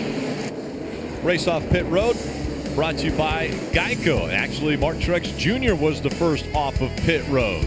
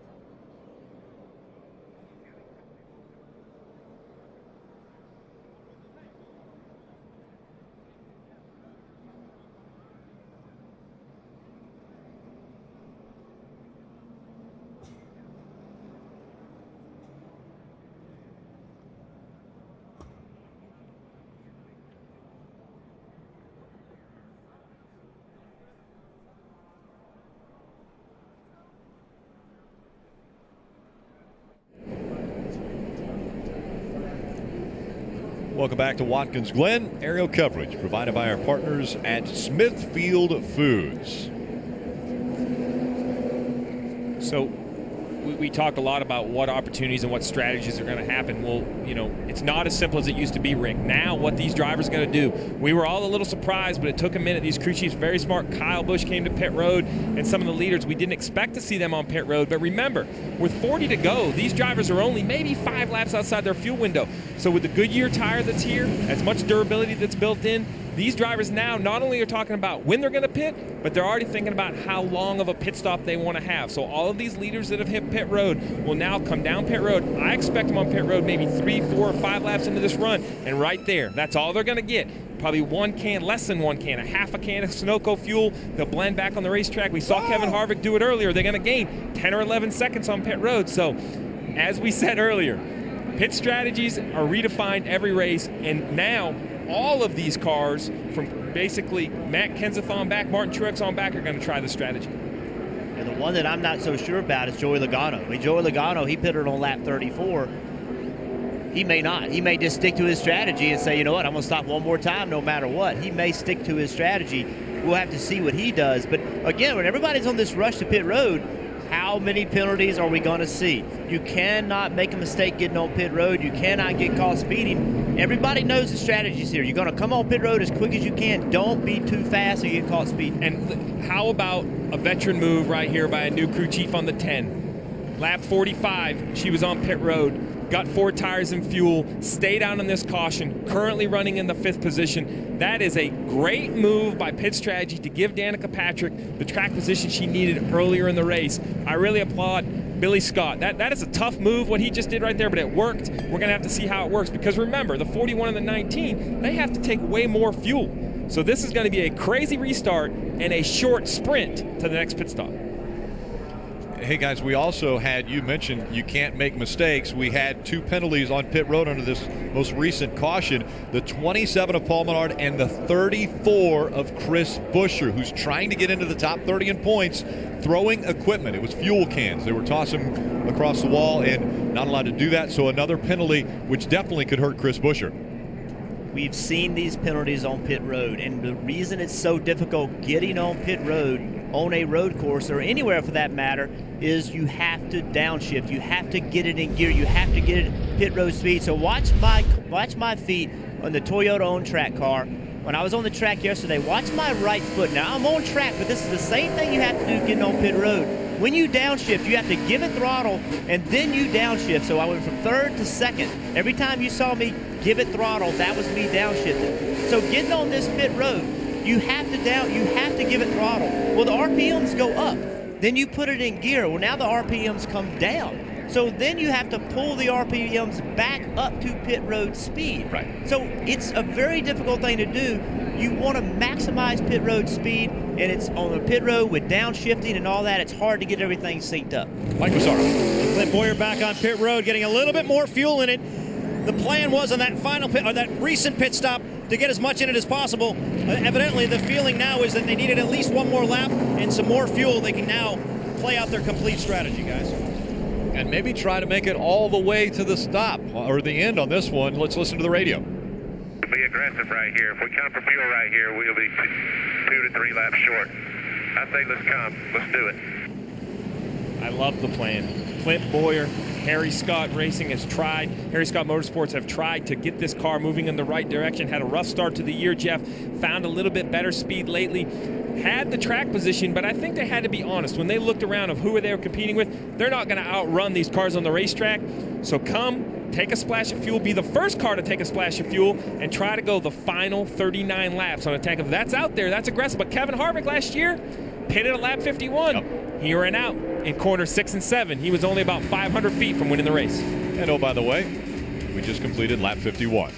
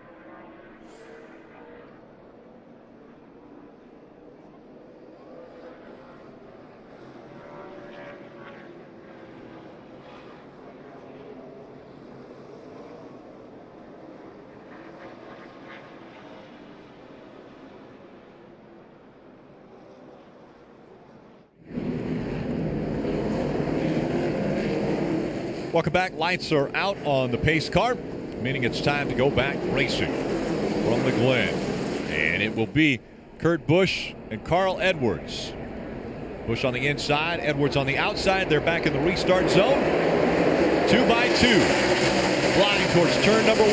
Joey Logano trying to get by Kurt Busch. He's blocking. Martin Truex Jr. to the inside of Danica Patrick, trying to take that spot away as they go through 1. Oh, and around goes the 10 of Danica Patrick. She gets shoveled out. We talk about restarts and how important they were. The 10 had track position. Now she's lost it. That's going to kill her strategy. These cars, a lot of aggression because they know this is going to be a short run before they come to pit road. Kyle Busch, aggressive, also has made his way up to the 4th spot.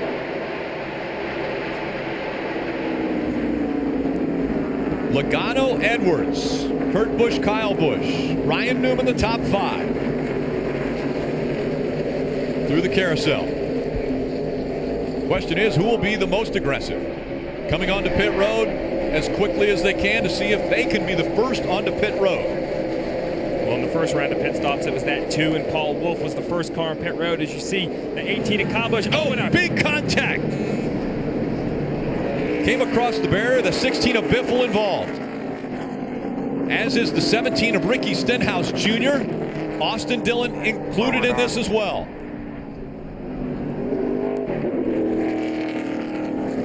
That's coming out of the carousel. So we're getting ready to head into turn 6. So much damage by the 17. Also the 48 of Jimmy Johnson. We'll be going to the garage here, fellas. We've seen big wrecks on this short chute before. Coming off the carousel with so much speed. Guardrails on both sides.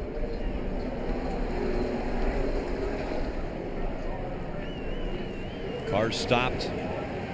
And this is one thing we talk about: strategy, penalties, all those things. The further back you get in the field, the easier it is to get caught up. So we saw the 48 with a series of penalties that got him in the back of the pack. A reminder, the rules are for these drivers to stay in their cars until the safety crews get to them. So that's why we didn't see Jimmy Johnson climb out of that car until the safety crew got to him, but they do put the window net down, just signifying that they can do it and that they're okay. And then the safety crews will get to them and then they'll climb out. But we saw the 48 and the 17 of Ricky Stenhouse Jr., the 16 of Greg Biffle involved in this. Take another look at what happened.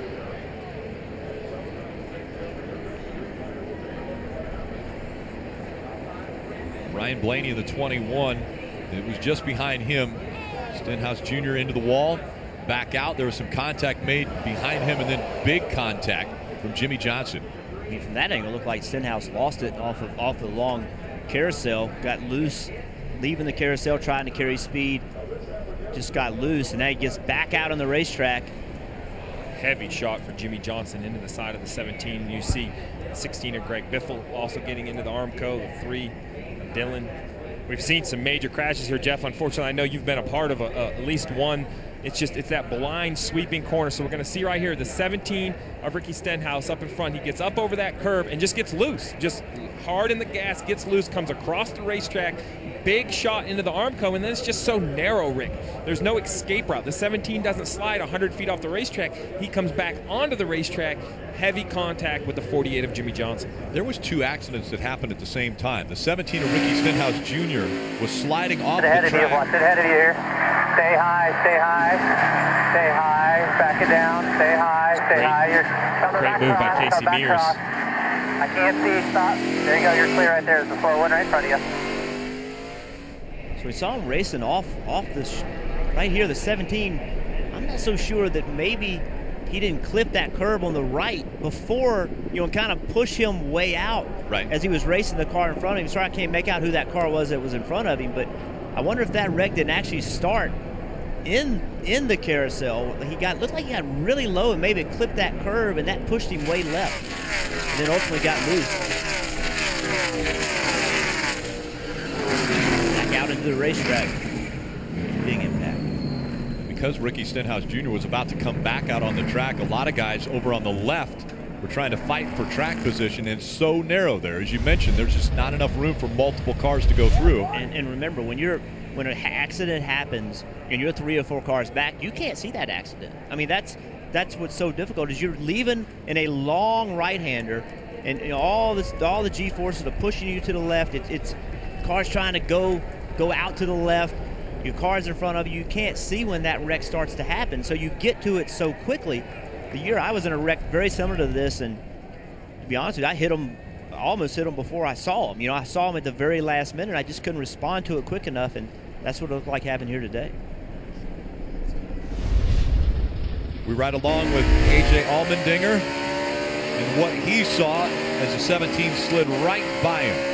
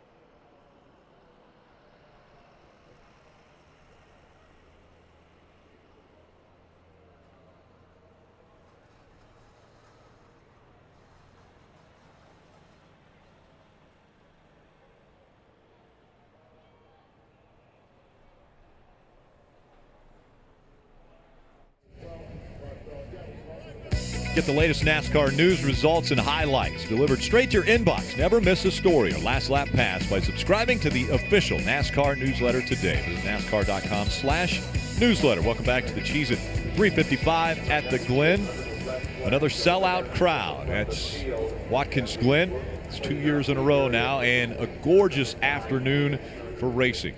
Couldn't be better weather conditions, and the fans are enjoying some great racing. Right now under a red flag condition, though, for the accident that took place just outside of the carousel. And once again, let's dissect what took place with Ricky Stenhouse Jr. as he was coming through the carousel and off. A great shot on top of A.J. Allmendinger's car, great in-on-car camera. So the red car on the very bottom, that's Stenhouse Jr.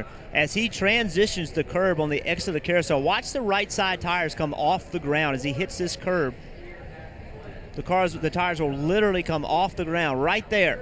And then when it lands, it gets loose, and that's why he got loose. So the angle at which he hit that curb, that's what caused the issue, and that's why he got loose and ultimately spun out. And on board with A.J. Allmendinger, who got through the accident. That could be a big moment for the 47 if he can find his way back to the front. So around goes the 17. Right there. Now he gets loose. Makes impact with that inside wall, and now he starts coming back up the racetrack just a little bit. And all those cars, a few cars saw it happen, and the ones behind him didn't, and so they all started piling into each other, and it was a chain reaction. 48, the hardest contact with the 17 of Ricky Stenhouse Jr., but of course the 16 and the 3 also involved. Damage on their cars. They can't work on those cars until the red flag is lifted, and they still have a lot of cleanup to do in that short chute. We'll be back with more from the Glen after this.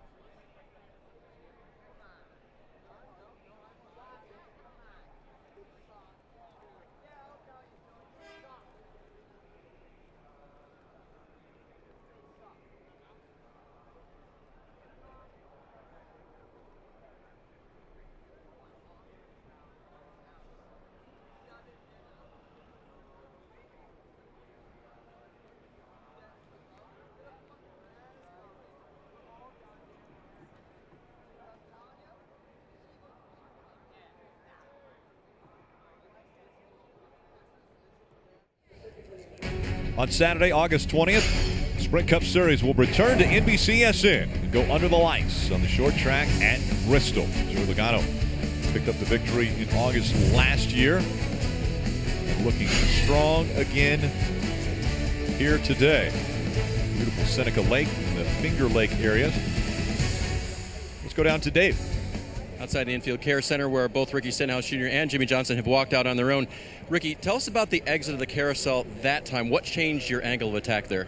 Well, I had a good run on the 23, and you know, I was going to try to get to the left side of him going in turn 6. I was trying to carry my momentum out there. Once I did, the car kind of bounced and got loose. Our Ford EcoBoost Fusion was really fast today. Most competitive I've been on a road course.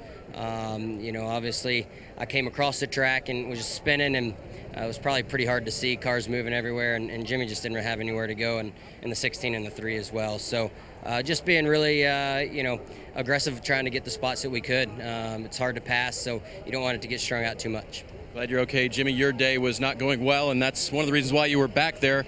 What did you see trying to avoid? Yeah, we had a rough first pit stop, and then we're just kind of biding our time and trying to get on a fuel strategy that could benefit us. And cars started checking up in front of me, and they all moved out of the way, and the 17 was sitting there stopped. So I remember seeing a door number, and I was so thankful it was the passenger side door, not the driver's side door, because I plowed him. I really hit the car hard, and I was afraid that I might have injured him. But thankfully he's okay, and everybody's all right. Unfortunate for the Jimmy Johnson Foundation car. Big thank you once again to Lowe's to let us run that paint scheme on the car. Yes, we did get some on-camera exposure today, but not the kind we wanted. A lot of safety innovations kept these guys safe today, Parker. I'm in the garage right now with the 3-car of Austin Dillon with a ton of damage on the left rear and also in the left front. He said, I got to talk to him for a second, as he saw the wreck happening there, he thought he was through, and then the 16 of Greg Biffle came out of nowhere and speared him in the left front. And I can tell you right now, this team has a huge uphill battle as they assess the damage here. They've got A-frames here, A-arms on the ground. They've got the front snout completely bent here, and they've got a radiator here, a replacement radiator they're hoping to put in. But I can tell you this team has a large uphill battle, especially with the chase indications being 12th in the chase right now. Yeah, Austin Dillon, as we mentioned, because of this being a red flag condition, they can assess the damage, they can't work on the cars.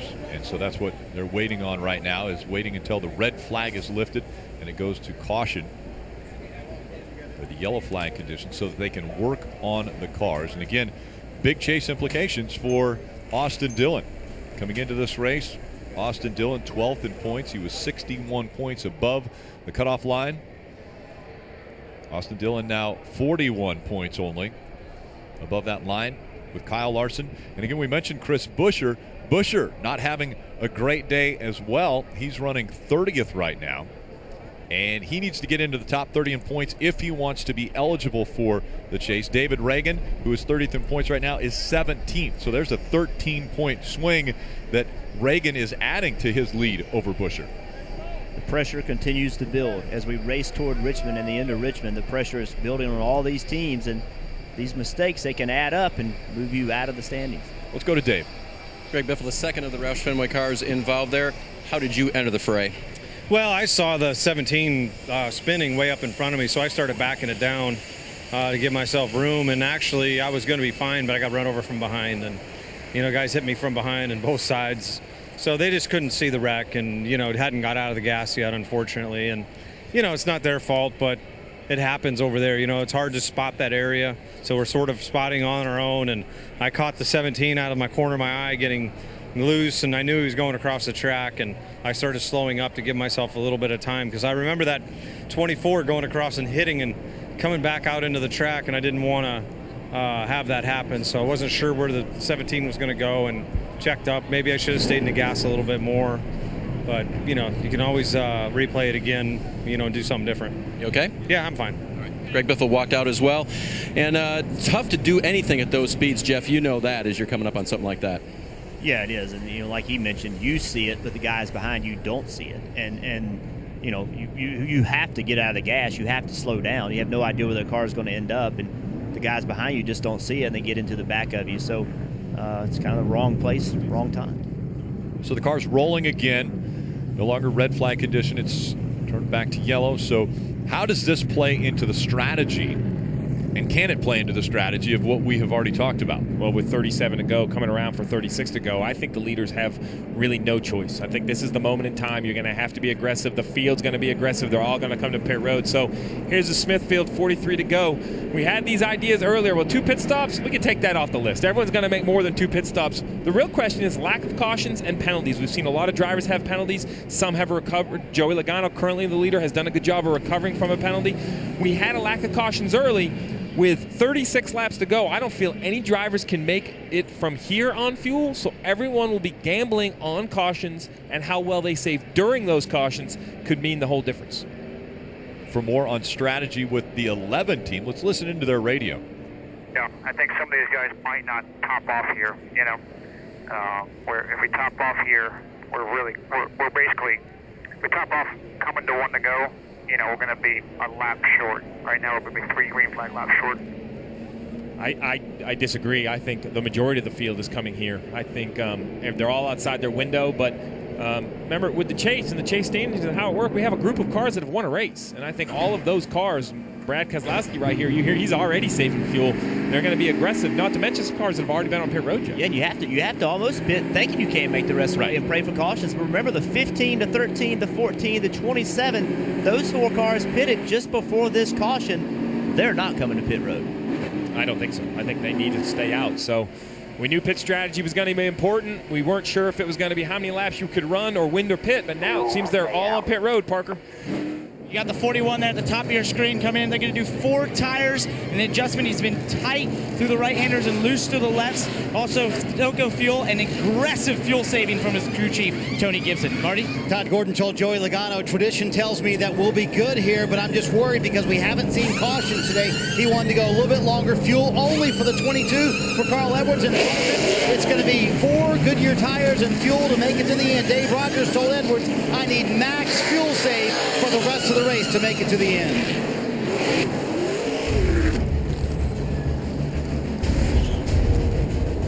What a race off of pit road. We go NASCAR nonstop.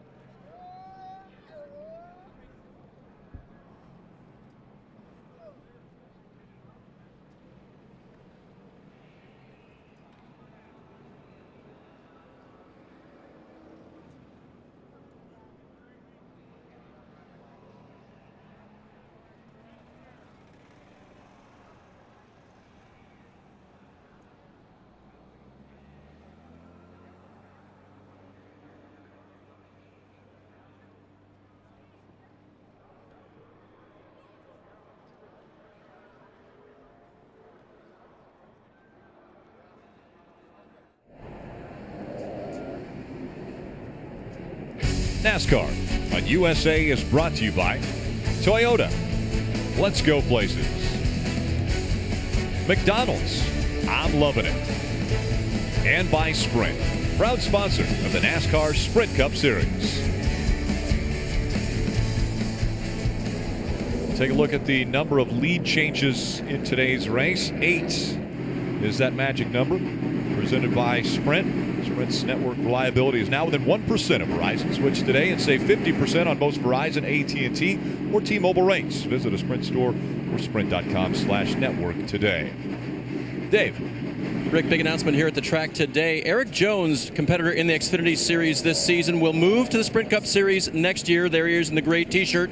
For the second driver of the Furniture Row Racing team. He'll drive the number 77. 5 Hour Energy will be the sponsor. And this comes right on the heels of Martin Truex Jr. announcing a 2-year extension earlier this week, and that sponsor Bass Pro Shops would be back as well. So things looking up, getting a little busier for this team from Denver, the little team that could back when, and now it's becoming a real powerhouse. Parker?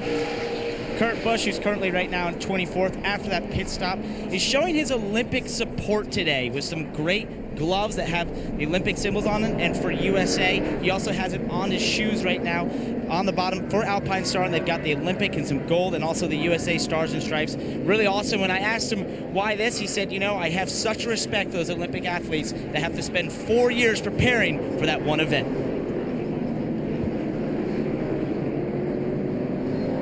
Under our third caution. Let's listen to the 41 radio for just a moment.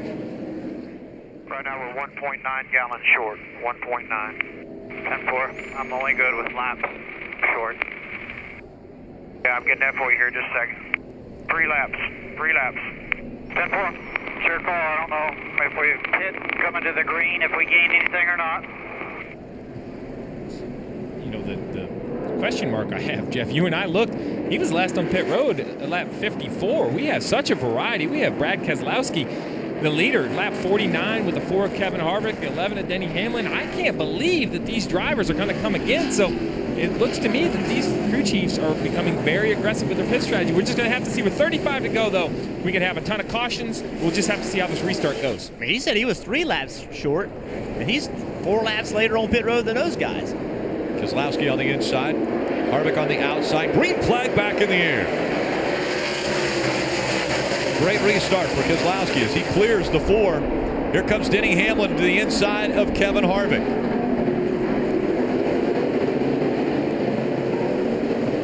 Great shot from the helicopter as they go through 1 and into 2. We talk a lot about saving fuel, but how do you save fuel on a restart? You have to protect your position. You have to maintain track position and go and get spots while you can. So saving fuel isn't going to happen right now. It's going to happen in a few laps. Into the bus stop.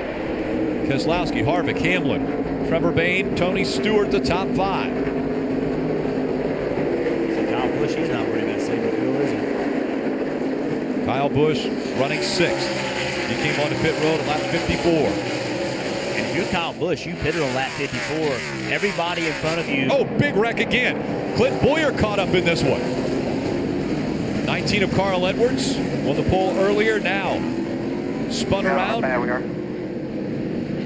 David Reagan in the 23. Chris Buescher racing against him for 30th in points to get into the chase. Let's come fix her up. Saw Clint Boyer in that wreck a little while ago. We did not think he was going to have to pit because he had pitted on that same strategy as the other guys that stayed out. They had some damage to their car and had to come on pit road. That put them in the back of the pack when they could have been in the front of the pack and got a wreck. It's like Alex Kennedy was the other car that was involved in that. Just let them know. There's Alex Kennedy. They said do not pit until pit road is open.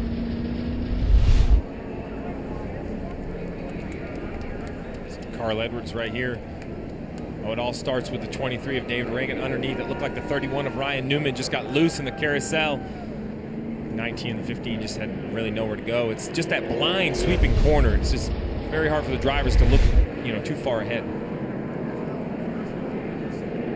Trying to get as much speed as they can while following right on the back bumper of the car in front of them. We go NASCAR nonstop.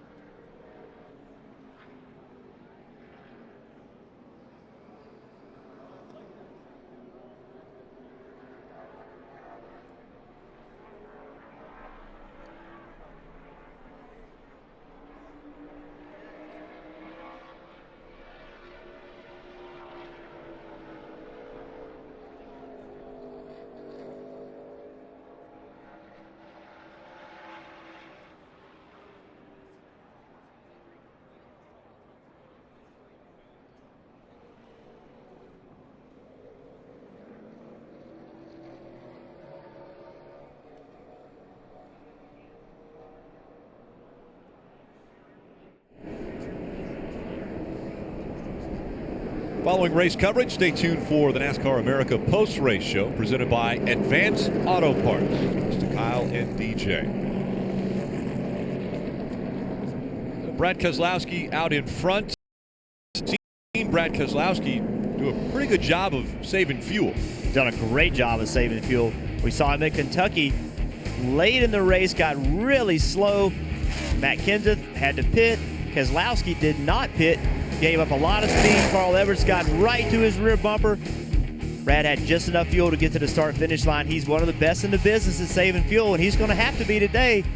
He last pit on lap 49. Well, you see right here, Brad Keselowski saving all he can. So last year in this race, Kevin Harvick pits at lap 51. From lap 51 to the finish, he has 6 cautions, 6 yellow flag laps to save gas, and this is turn 6, coming to turn 7 for the checkered last year, runs out of gas.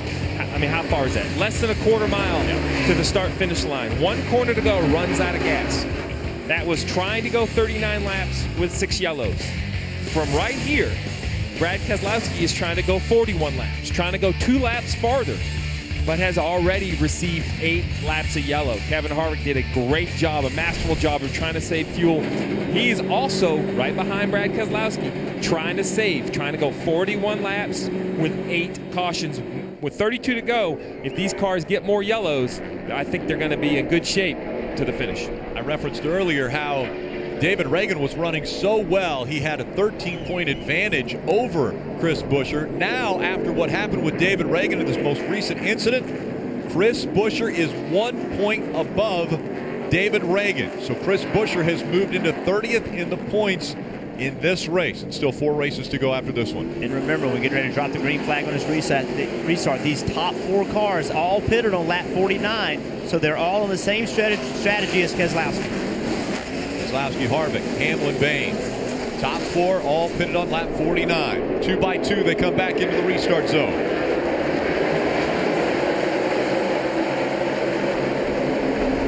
Joey Logano moves way out of line, trying to make up some room in turn 1. 4 wide, exiting 1 into 2.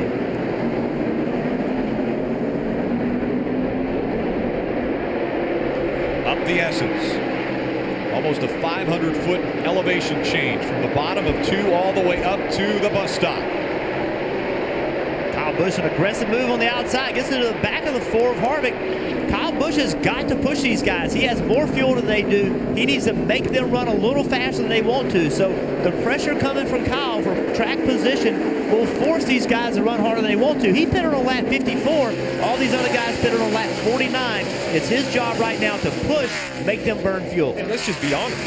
There's 31 laps to go. We talk about fuel because that is a big strategy and a big call for these crew chiefs.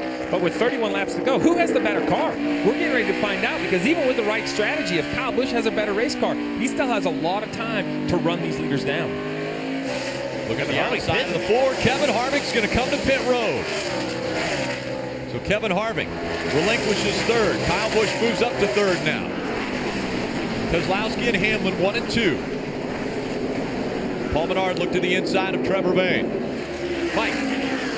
Kevin Harvick last pitted on lap 49. He'll come down pit road for his final stop. He'll fill it up with fuel, and also expecting to take 4 tires. No chassis adjustments. The car's been very good. Harvick's been happy with it. The only concern this weekend has been brakes. They changed the entire brake system this morning, and there have been no issues throughout the course of this race. A very smooth stop here on pit road as they get the fuel cell filled, and he's away. Well, Rick, we talk about aggressive strategies. Well, if the whole field's on an aggressive strategy and you're Kevin Harvick and you don't believe you can make it on fuel, what do? You come to pit road. Although right there, did it look like the right front of the 22 looked like it had some pretty heavy damage to the fender? Yeah, it did. Sure enough, Joey Logano with some damage to his right front. The splitter is damaged, so that's going to hurt the drivability of his car. Marty.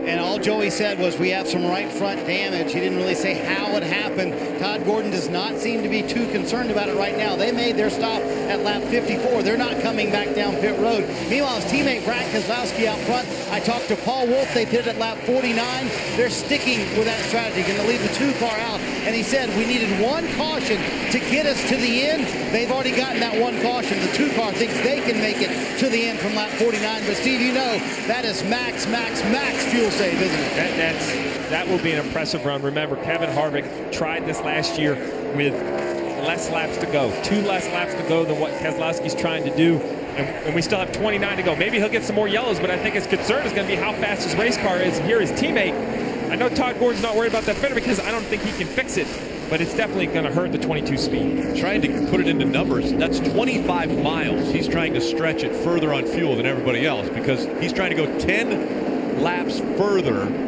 as far as the fuel window that we had talked about, with a 30-lap window, as opposed to he's trying to go over 40 laps. Incredible if he can stretch it 25 miles. It's easy to save fuel, but it's not easy to save fuel and run a fast lap time. So the only way to save fuel is to sacrifice speed. The question is, can he sacrifice speed with the guys behind him that, Kyle Busch pitted on lap 54? So can he sacrifice enough speed right now while Kyle is not directly behind him, is now when he has to be saving fuel. And he's not being challenged right now. That has to help him as far as fuel consumption. But his lap time indicates he's not saving fuel. He ran a 71.18. Kyle Busch ran a 71 flat, so he's only just over 1/10 of a second slower than Kyle Busch, so he can't be saving much fuel. Let's find out a little more. Let's go through the field, brought to you by Hardee's. We'll start with Marty. Well, and Rick, usually as a leader, you can save that fuel like you guys were talking about. You can kind of back up to the field. They have told Brad Keselowski the 11's on the same strategy as you, so they also know the 11 is saving fuel, but they're keeping an eye on the 18's lap times. And Brad, when he can choose to, can back up to that 11 if he would like, Mike. That's exactly right. The 11 is definitely in fuel-saving mode right now. Although they had a few cautions, Mike Wheeler came over the radio and said, we're not there yet. We still need to save a bit. They were 3 laps short. They're probably only about 1 lap short now, Parker. Kyle Busch, who's in third right now, has 5 laps more fuel than the 2 guys in front of him. And Adam Stevens told me before this race, we're going to be aggressive, but we're going to be conservative as well. We want to get a good finish out of this to build our momentum. Well, right now, with the fuel position they're in, it's looking pretty good. Mike? Tony Stewart has proven over the course of his career, Parker, that he's one of the best in the history when it comes to road course racing. He's done it from the seat behind the wheel, but he's also used strategy, which it sounds like he'll need today. If he gets this stretched out, bud, we need to save any laps we can. Then for just saving, trying to get to the end, or for a green light? No, bud, we got to get to the end yet. No problem. And they've asked Tony to back up his corners a little bit just to save that fuel so he can go the distance and perhaps get to victory lane. Meanwhile, Paul Menard, a great run yesterday in the Xfinity Series, finishing runner-up, said he learned a lot about managing tires. That's what he's had to do today. He's been on a very good run. Although he said the brakes were fading over the course of that last run, we'll have to pay attention to that. There's still quite a bit to go here in this race, Dave. Casey Mears under pressure from Joey Logano. A lot of heat in those brakes in the test, so they made a lot of changes to it when they came here and ran this weekend. So far for Casey Mears, it's been a good day. They believed they were going to be good, and when I went up and talked to crew chief Booty Barker, he gave me the thumbs up on fuel, but he's losing spots now, Rick. Yeah, it's going to take 6th away from Casey Mears, but we've touched upon the damage to the right front of that 22. This is how that happened.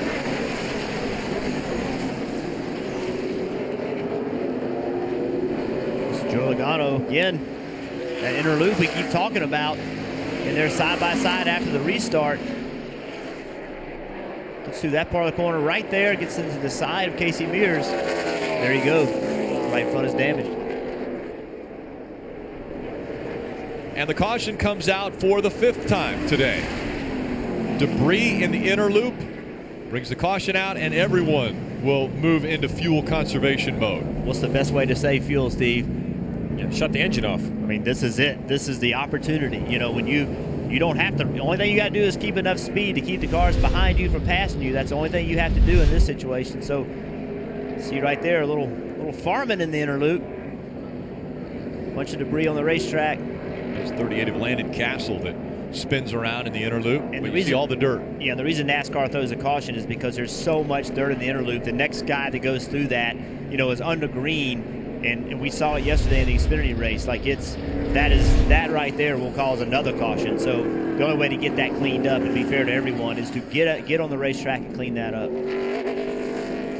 So they'll bring the brushes out and sweep that back into the grass, clean it up, and we'll get ready for another restart from Watkins Glen as we go NASCAR nonstop.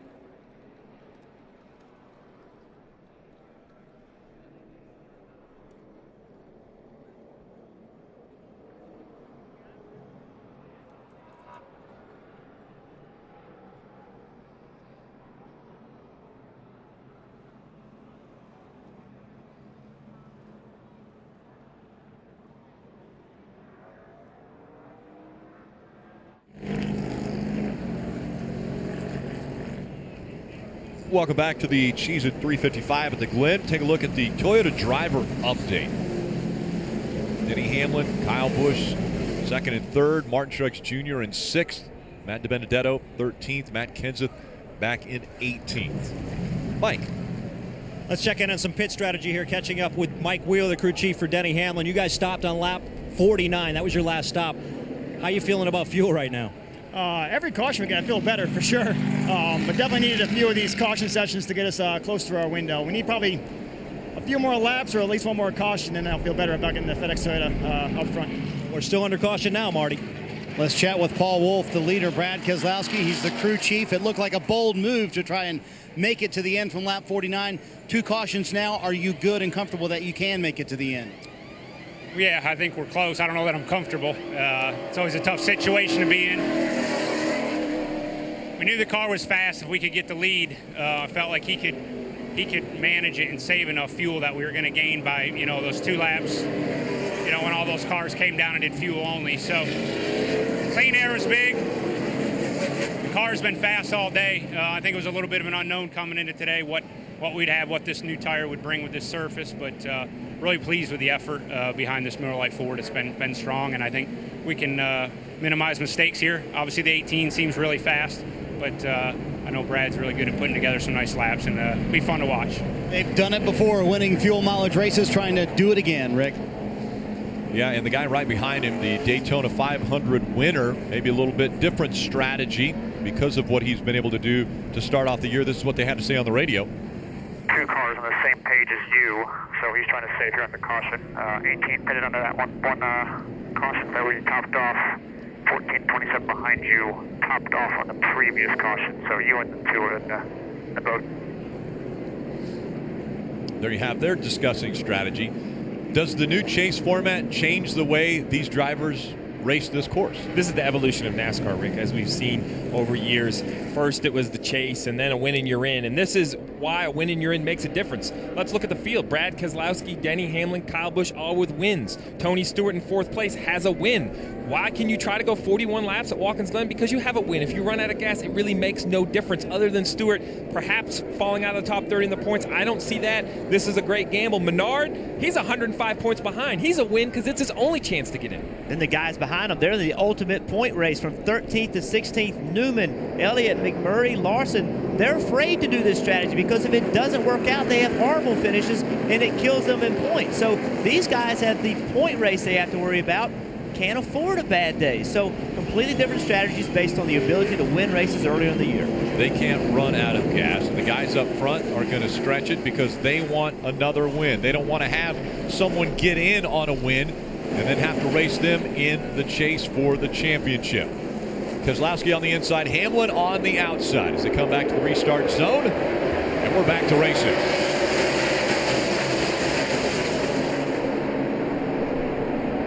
Aggressively into turn number 1, the 18 of Kyle Busch.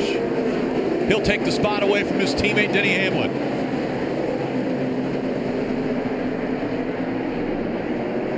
Now Kyle Busch, who we mentioned earlier, has more fuel than the 2. Will be working his way through the S's and put as much pressure as he can on Brad Keselowski. Don't let him conserve. 5 laps different of fuel between Kyle Busch and Brad Keselowski. Kyle Busch made up a ton of time getting into the interlude. Look at that. That was like 3 car lengths he made up in that one section of the racetrack. We talk about strategy, but it's still a race. Who has the best car? We're getting ready to see a great duel between 2 cars that have been fast all weekend. Brad Keselowski out front, Kyle Busch chasing him into turn 6. Denny Hamlin, Martin Truex Jr. The great unknown is there another caution coming? It's easy to say, hey, you got to save me 1 lap. But if you try to save 1 lap and you give up that spot and then the caution comes up, you're going to be disappointed you gave that spot up. So I think right now, Keselowski has to push hard, has to assume more cautions to come in to save more fuel. And then later in the race, if they're not going to get them, then save fuel. But I don't think you save it right now. He's not going to be able to save it because Kyle Busch is going to be all over his back bumper, trying to get by to get out in front of the field. Up through the S's and down that backstretch. So fast. So hard on brakes as they get to the bus stop. trouble area today for many, many drivers. You bring up brakes, Rick. I think that's a great point. We've run 68 laps today while we have had some cautions to try to give these cars the chance to relax. This tire, we've talked about it all weekend, just continues to run fast lap after fast lap, if not picking up speed as fuel is burned off. The brakes and the durability of these cars will come into play here with 22 laps to go. Marty. Rick, remember the first stop of the day, A.J. Allmendinger got a speeding penalty coming to pit road. Now he had restarted ninth on this restart. A little pep talk from Randall Burnett under the last caution. He said, hey, remember the beginning of the day? We started ninth. We were second by lap 15. Don't give up on it. We can still get a top 5 out of this day. So a nice recovery for this 47 team.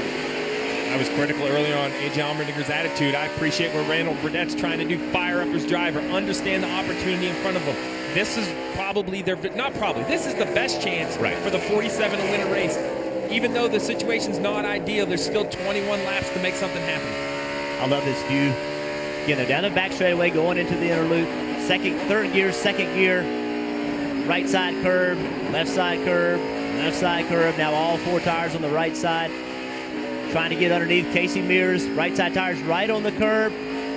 Trying to carry a lot of momentum off this long carousel. Casey Mears does a good job. A.J. Allmendinger is not close enough to make a move on this braking zone. That's the whole key, is you have to gain time in the right parts of the racetrack. So right now on this right-hander turn 7, if he can leave close to Casey, which he's going to do, he's in the back of Casey, got Casey up the racetrack. Big move by A.J. Allmendinger. He's got a block. He's got to block Larson. Allmendinger, the 34-year-old out of Los Gatos, California, able to make the pass on Casey Mears. See, Casey wasn't happy about him being in the back of him. And now A.J. Allmendinger will set his sights on Joey Logano, the next car in front of him. Logano, a little bit of damage to the right front of that 22. Casey Mears will try to stay in front of the 42 of Kyle Larson. Take another look at the pass. Sets it up coming out of 7. Larson trying to get underneath him. AJ was really smart. Put that big block on. Think about that. If he hadn't have made that block, what would have happened? If you see where the 41 is, the 41 would be in front of both of these cars. So, you know, drivers are critical of other drivers for blocking, but what if you don't? If you don't block, you lose 2 spots. So in these situations, you have to aggressively defend. Dave Burns. Martin Truex Jr. in the 78, running very well again here on a road course, and most of his stock car days were on ovals. So you might wonder why he's so good at this discipline. Well, when he was a youngster in the state of New Jersey growing up, you couldn't race on the oval tracks until you were 18 years old. So consequently, Martin Truex Jr., who was following the footsteps of his father who raced, had to race a go-kart on the road courses. That's where he developed the skills, and he takes them through to today to be as good as he is here at Watkins Glen. Mike? Tony Stewart's another driver, Dave, who has certainly developed his road course skills over the course of his racing life. In fact, at this level, he's won 8 times on road courses, just 1 shy of Jeff Gordon for the all-time list. His crew chief told me this morning the reason is he knows how to find speed without abusing his equipment. Today, though, he'll also need to save some fuel. Right now, they're about a half a lap short. Well, thanks, Mike. Tony Stewart running in the top 5. Won at Sonoma earlier this year, giving him the opportunity to race for a championship in his final season in NASCAR Sprint Cup Series competition. Brad Keselowski out in front, running fast laps, fastest of the day. We go NASCAR nonstop.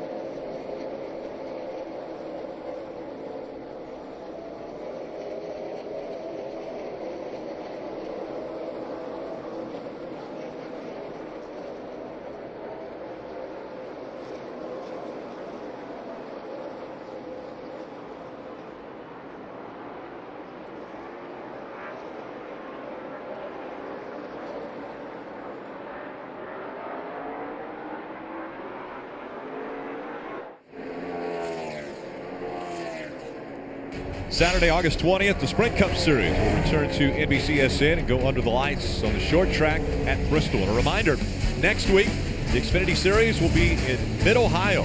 That will be on USA Network. Brad Keselowski still out front. He has about a 1.3 second gap over second place Kyle Busch. A great battle building between Denny Hamlin and Martin Truex Jr. Hamlin trying to hold off Martin Truex Jr. as they come out of the carousel. Good run coming into the braking zone. As we went to break, I mentioned pretty good lap times being turned. These are the fastest laps we have seen all day long, and they're coming on laps 70, 71, 72, 73. They're putting down some really fast laps. As we were just talking earlier about fuel conservation, doesn't look like anybody's conserving fuel. No, you need to save what fuel you could under caution, because under green, look at the fastest laps run here today. As you mentioned, in the 70s for Kyle Busch and Brad Keselowski. They know it's go time. With 15 to go, fuel is important, but not as important as who the leader is. These two cars are pushing each other to the finish. Martin Truex Jr. chasing after Denny Hamlin. That's the gap between second and third. Talk about how hard these drivers and teams are pushing right now and running the fastest time. Look at the 18 car a few laps ago, way loose getting into turn one, smoked the front tires, trying to make up time on the two of Keselowski. And no extra grip there. Listen here. No worries out back. Hear that noise? That's wheel hop. Running this pace, we might be able to run them out. That's plain and simple wheel hop, getting into the corner a little bit too deep with a little bit too much rear brake. Got it wheel hopping, did a nice job of controlling it, staying on track, not spinning out, but wheel hopped into one. And Rick, you heard that radio. Yes, we did. That was the 18's crew chief, Adam Stevens, saying, hey, we need to run this pace. Maybe we'll run that two car out of gas. Remember, Brad Keselowski is close on fuel. We talked to Paul Wolf. He seemed that he thought they had enough, but he knows as pace picks up, and it's picked up a lot. Yes. Almost a second a lap faster. The only way you go faster, in my mind, is you burn more fuel. You have to be in the throttle longer. So even though you think your fuel mileage from earlier in the day is good enough, you really have to assume you're going to be getting worse mileage running these lap times. And the second place car is pushing the first place car. Well, right here is the same thing. That's right. The fourth place car is pushing the third place car with exactly the same fuel strategy. And the 78 is good on fuel, guys. I just want to let you know that. This is Alex Kennedy. A lot of smoke coming out from behind that car. That's going to bring out a caution. So now saving fuel might go out the window because they can do a lot of it here under caution. Well, what this also does is take the 5-second lead that Brad Keselowski and Kyle Busch had built over Denny Hamlin and Martin Truex Jr. It's out the window as well. We just heard a report. Dave Burns told us a 78 is good on fuel. So maybe Martin Truex Jr. will be able to get up here and push Brad Keselowski. And the other thing it does, it sets up a restart with about 11 laps to go on a road course. A turn one where we just saw Kyle Busch wheel hopping getting into turn one. These restarts are going to be crazy. You have to gain spots. Think about A.J. Allmendinger in seventh, has to try to find a winner race. How aggressive is he willing to be?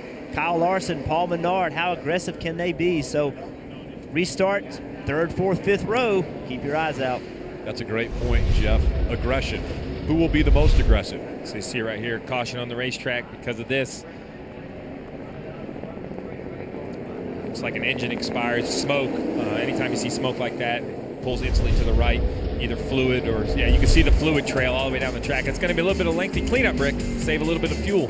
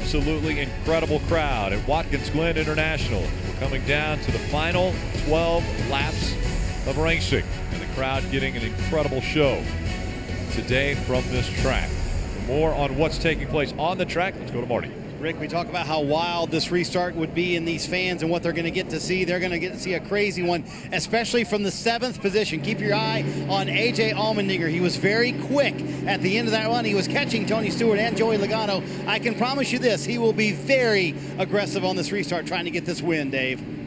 Kyle Larson is 8th right now, Marty. Had a loose race car most of this afternoon, but they've been adjusting on it the few times that they've been to pit road. Kyle has been told that he is good on fuel now. He's also been told that the guys who were close up in front of him are good too, so it's go race to the end, Mike.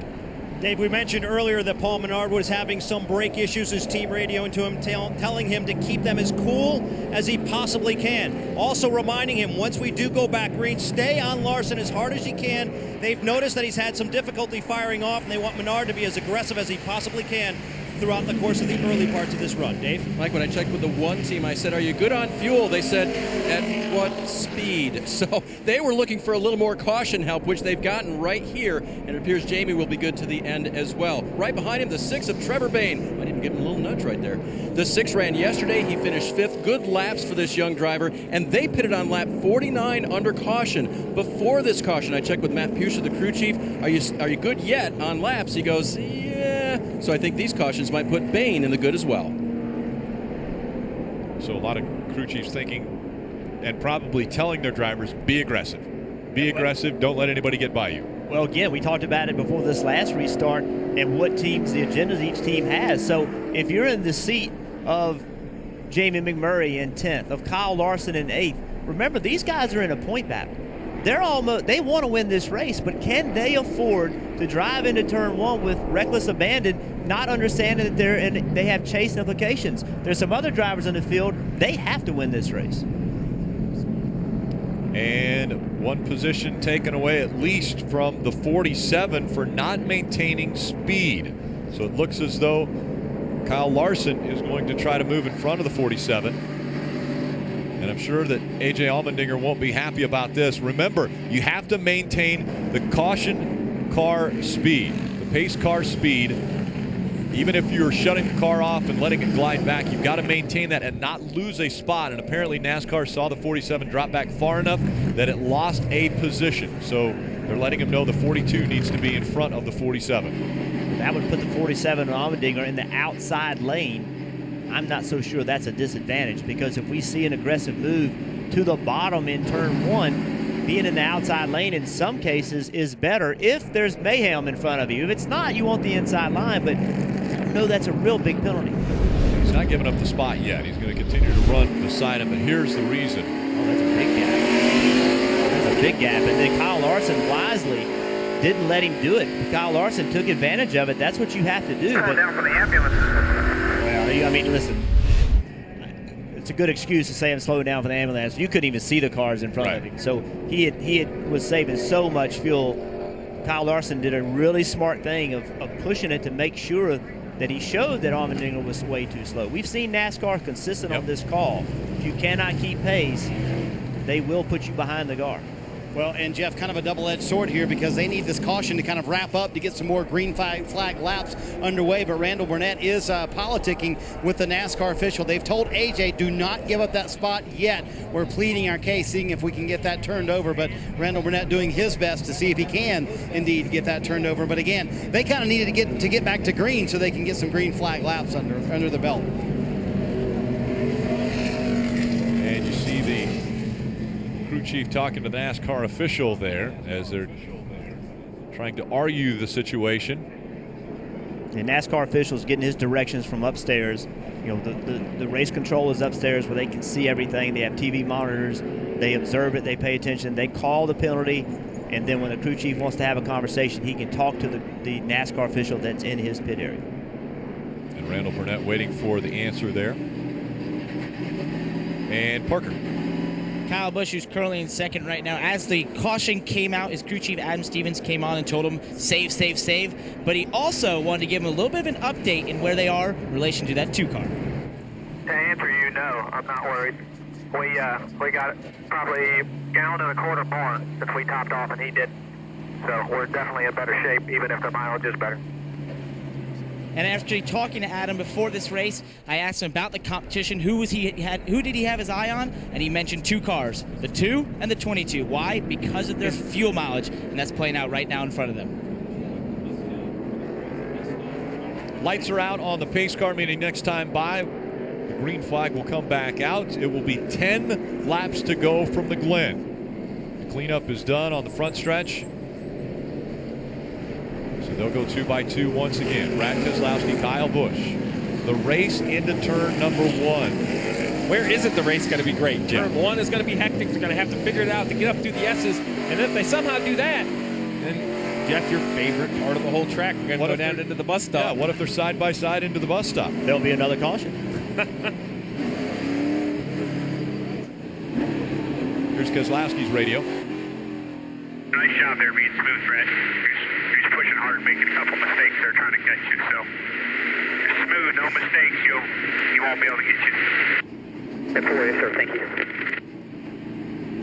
It's easy to be smooth, and it's easy to not make mistakes, but it's hard to do those 2 things together and make speed.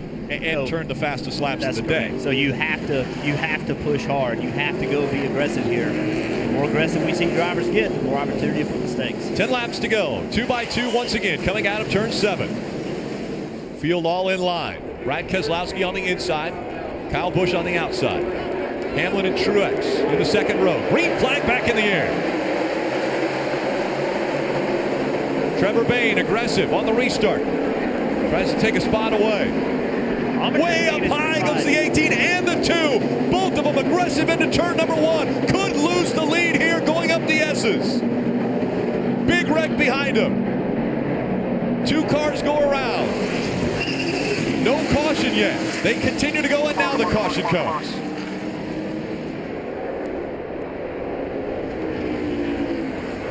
What an aggressive move by both of the front row drivers. So now, Rick, let's explain the rules. Because this isn't the finish of the race, NASCAR will look at the time of yellow. They'll go back to the last loop line. There are lines cut all the way through the racetrack, electronic timing lines around the racetrack, and that will set this order. 11-2-22. 11-2-22 is what they're being told. So the 11 of Denny Hamlin takes the lead away. And how about the 22 up to second? We saw the damage on the right front fender. I commented, I thought for sure that was going to hurt his chances as fast as this road course is. Joey Logano was proving me wrong, still finding speed in that 22 car. So now it's going to be the 11 of Denny Hamlin and the 2 of Brad Keselowski. They will make up row 1. Keselowski and Kyle Busch both making a mistake on that restart, going too hard into turn number 1 and losing the lead to Denny Hamlin. Let's take another look at that restart. And it moved Allmendinger now into row 3, so watch as they take off. Everybody's pretty early except for Trevor Bayne making a move into turn 1. The 18 deep, overshot it. The 2 overshot it as well. Denny Hamlin gets the lead. You see the 2 in front of the 22 when the caution came out. 31 just spun out by himself trying to use all the racetrack. 83 of Matt DiBenedetto also around. See the 31. Oh, he was 3 wide. Gets over the curve, gets loose. Similar to what we saw over in the carousel. When he got on that curve, it got him loose and spun out. Watch the 2, right along with him. Left corner, 1 back in line. You're going to come back by your left, even with you there. Left, clear. Split down here. Inside. The 11 by himself. Skip by him here. So along with Kyle. Watch the 18. He drives in so deep that I think he pulls the 2 in there. I think the 2 overdrives the corner because the 18 overdrove the corner. Cover 3. Clear 1 lane, just 1, 2 at the 47, 2 at the 47. Aggressive. Still there. As Kyle Busch was, it drops him all the way back to 5th.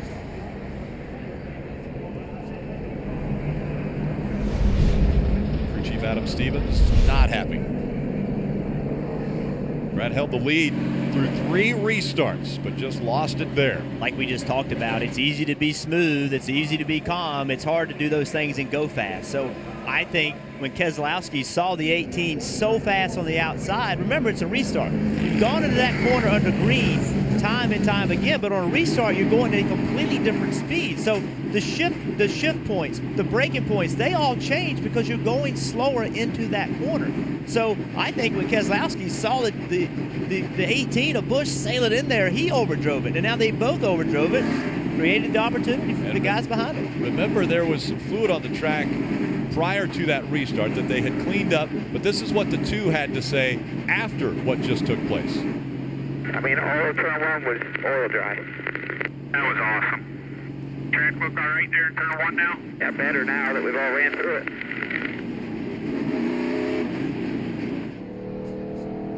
Let's take another look. This time we're going to look from the vantage point of the helicopter and see what you see going into turn 1. Any oil dry?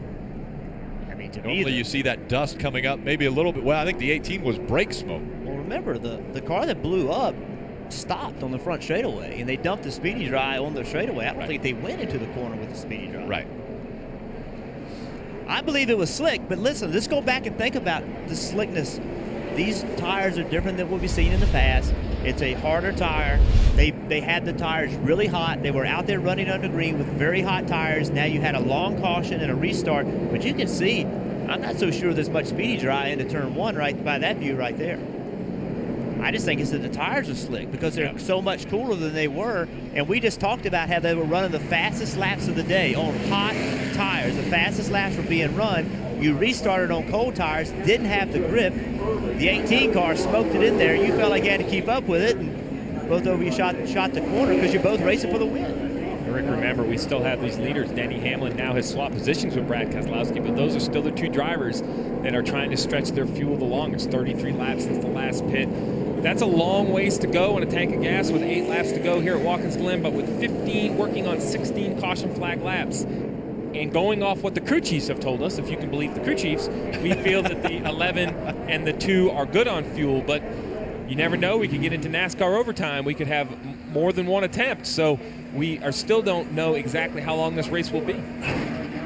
And guys, Paul Wolf did tell Brad Keselowski, we are plenty good on fuel, even for a green-white checkered and an overtime. Don't worry about the fuel right now, although he's obviously still shutting off under caution. It's interesting, his teammate Brad Keselowski, or his teammate Joey Logano right behind him. Remember, he has that right front damage. Todd Gordon, his crew chief, told him, listen, don't swerve too hard to the left because we're worried about that right front tire actually getting into the splitter and creating some damage. They can see there's a little shine on that right front tire, so they've told him to be very careful when he does swerve to the left to clean up those tires and warm them up.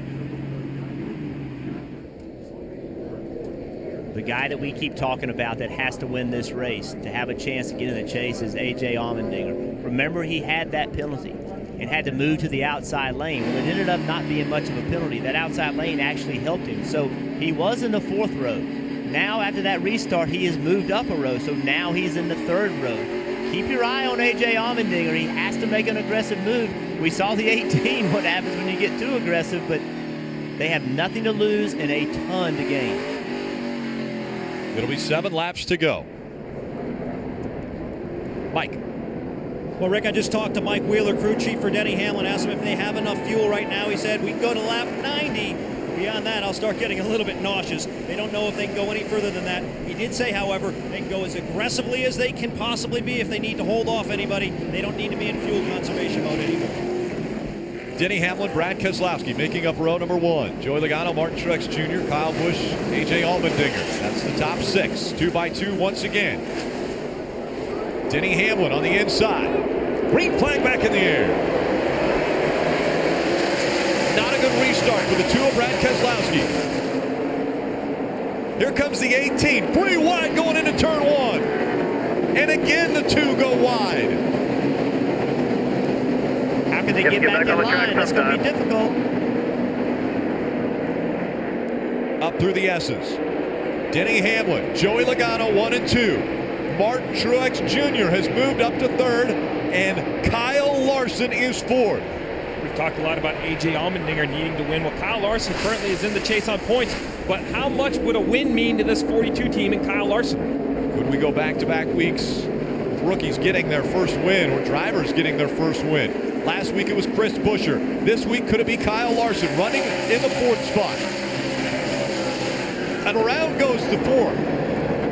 Kevin Harvick involved in this one, as is the 23 of David Reagan. Once again, chase implications. They stay green, and now caution. Now the caution comes out. Kevin Harvick, David Reagan. 2 cars involved in this 4-car incident.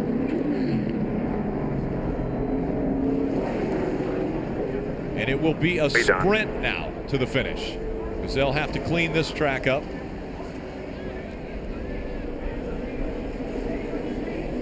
Denny Hamlin out front, Joey Logano running second, in the bus stop. See Paul Menard, he had all 4 tires, got into the side of the 6. Now he's up the racetrack, has to try to find a way back onto the racetrack. A lot of dirt on the track, drivers can't see, they all get stacked up. Now it's a chain reaction. More than 4 cars damaged. 34 of Chris Buescher was also involved. That's the 34, the yellow and blue on the inside up against the Armco barrier. Riding along with Kevin Harvick.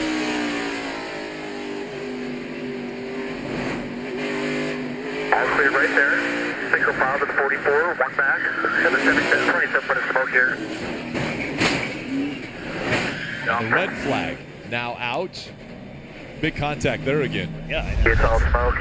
Kevin Harvick could not see the start of that wreck, had no idea anything was going on. You know, just you can't see it, and it just, the chain reaction starts just like on the interstate. That's no different than how we see wrecks on the interstate. A car wrecks, 5 cars in front of you, you get in the wreck, have no idea what started. Let's go back to the restart. The outside lane does not get going. Keselowski has a terrible restart, can't get going, spinning the rear tires. The ramifications of that, now he has to try to make it up. He and the 18 both way off track. Allmendinger behind him, he got off track. So Allmendinger, who had worked his way back up to the 3rd row, now is back to the 4th row. So that outside lane not getting going. Behind the 42, 14 looking left, middle 3.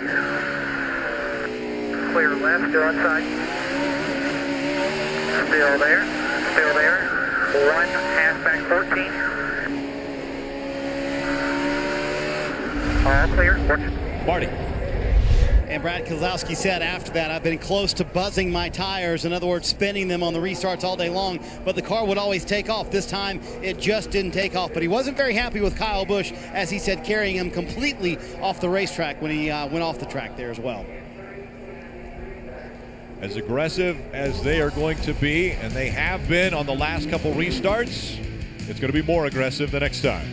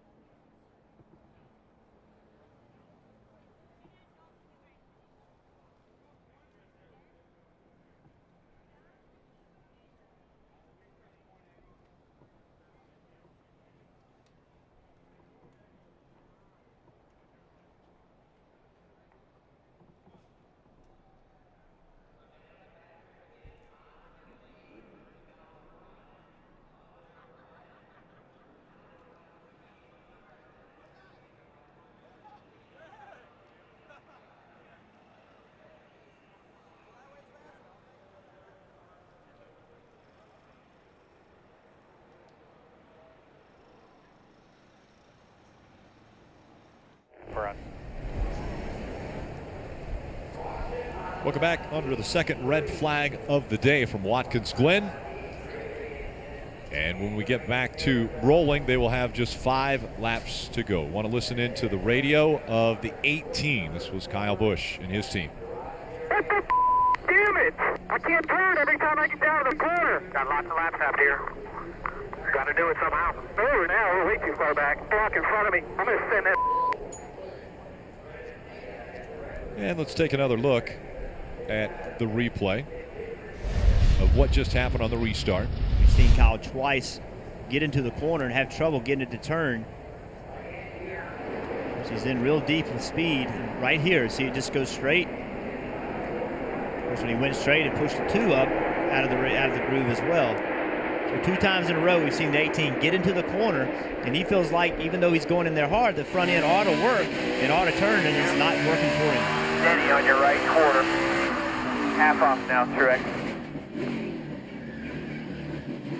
Still there. Cover 3. Clear 1 lane, just 1. 2 into 4. And so while they're under a red flag condition, let's see if we can check in with Martin Truex Jr., currently 3rd in the running order. Hey, Martin, it's Jeff up in the booth. You with us? Yeah, I got you, bud. Well, these restarts are crazy. You're sitting in a good spot, though. You're 3rd. What's the strategy here? Strategy is hope the 11 pinballs the 22 off the damn racetrack and we go on to win this thing. Well, that'll be interesting to watch. How about the restart? How hard is it to get moving without spinning the rear tires? We've seen several people spin the rear tires. Have you had any trouble with that today? No, I haven't had any trouble with it. It's always hardest to be the second place car, in the front row, because that guy's next to you and he can get a jump and make you hit the gas in the car. It just kind of startles you more than anything, or you get a shock and you don't want to get beat. You jam the gas down sometimes and it spins. So. Being on the second row is usually the best place to be as far as that goes. So I haven't had any trouble with it yet today, but hopefully we won't have any trouble from here on out with it. Well, Martin, I appreciate you taking time to talk to us. Good luck. We'll be watching. Yeah, man. It's been a lot of fun out here today. Had a good car, and hopefully we can get us on here. Thank you, guys. That was Martin Truex Jr. Let's go to Dave. With Cole Pern now, the crew chief for Martin. He sounds pretty pumped up about things. You okay with that strategy? The other guy's pinball and you just go through? Seems pretty brilliant to me, but I don't know if it'll play out that way. But it's been hairy down there, so Martin's done a good job as far as keep himself in a safe spot and not overdoing it. So hopefully, I got a feeling we're not done yet. So even if this next one goes well, I'm sure you're going to have more. So hopefully he just sticks with the plan and we can get a good result. You told him you were okay on fuel before, but how much overtime can you weather? I think we're actually about the best on fuel. Just the way we've still aggressively saved every one of these yellows, so I think we're good for quite a while, depending on how many we get. Cole came down off the box. I might accuse him of being nervous, but he said he was just stretching his legs. Well, he's got a smile on his face. That's got to be a good thing. One driver who might not have a smile on his face, the 34 of Chris Buescher, after the win at Pocono last week, was sitting in pretty good position because David Reagan had an issue earlier, but now involved in this most recent incident. Coming through that dust, like you had said, Jeff, you just can't see. The thing that he has going for him, though, is David Reagan has also had trouble in this race. Right now, he's off the racetrack trying to repair his car as well. So even though he's in a wreck here, he may possibly even pick up a spot. I thought the 34 was going to be able to drive away, but it looks like Chris Buescher had to get out of the car, so he'll have to take the mandatory trip to the infield care center. Still 4 points below that red line, right? And you see Smith behind him. Smith is 13 laps down, so not much chance for Regan to make up spots either. So, although Buescher's had a bad day, he's fortunate that people around him have had bad days also. Parker. And with Kevin Hoverick, who just came out of the medical center, we were just talking a little bit about how you ended up back there. First of all, are you okay, and what happened from your point of view? Yeah, I started getting checked up, and I think 23 hit me from behind, and we all just kind of piled in there. Hate it for everybody on our Busch team. They did a great job today. We were battling some brake issues, just trying to maintain the brakes, but they got me great track position and up in the front. And then coming to the yellow that one time, I got in the speedy dry, and the front tire locked up. slid the left front and we had to pit, but we had it where we needed to be. We just got back there and got tore up. It's Kevin Harvick. Unfortunate day. Kevin Harvick will not be able to finish today. We were wondering why the 4 came to pit road that one time break. We thought he was decent on fuel. You see a hard hit right there. Kevin Harvick explaining it to us. Had a flat, or not a flat tire, but a flat spotted tire. No choice, had to come to pit road. Still under a red flag condition as they continue to clean up the racetrack. We'll be back with more from the Glen after this.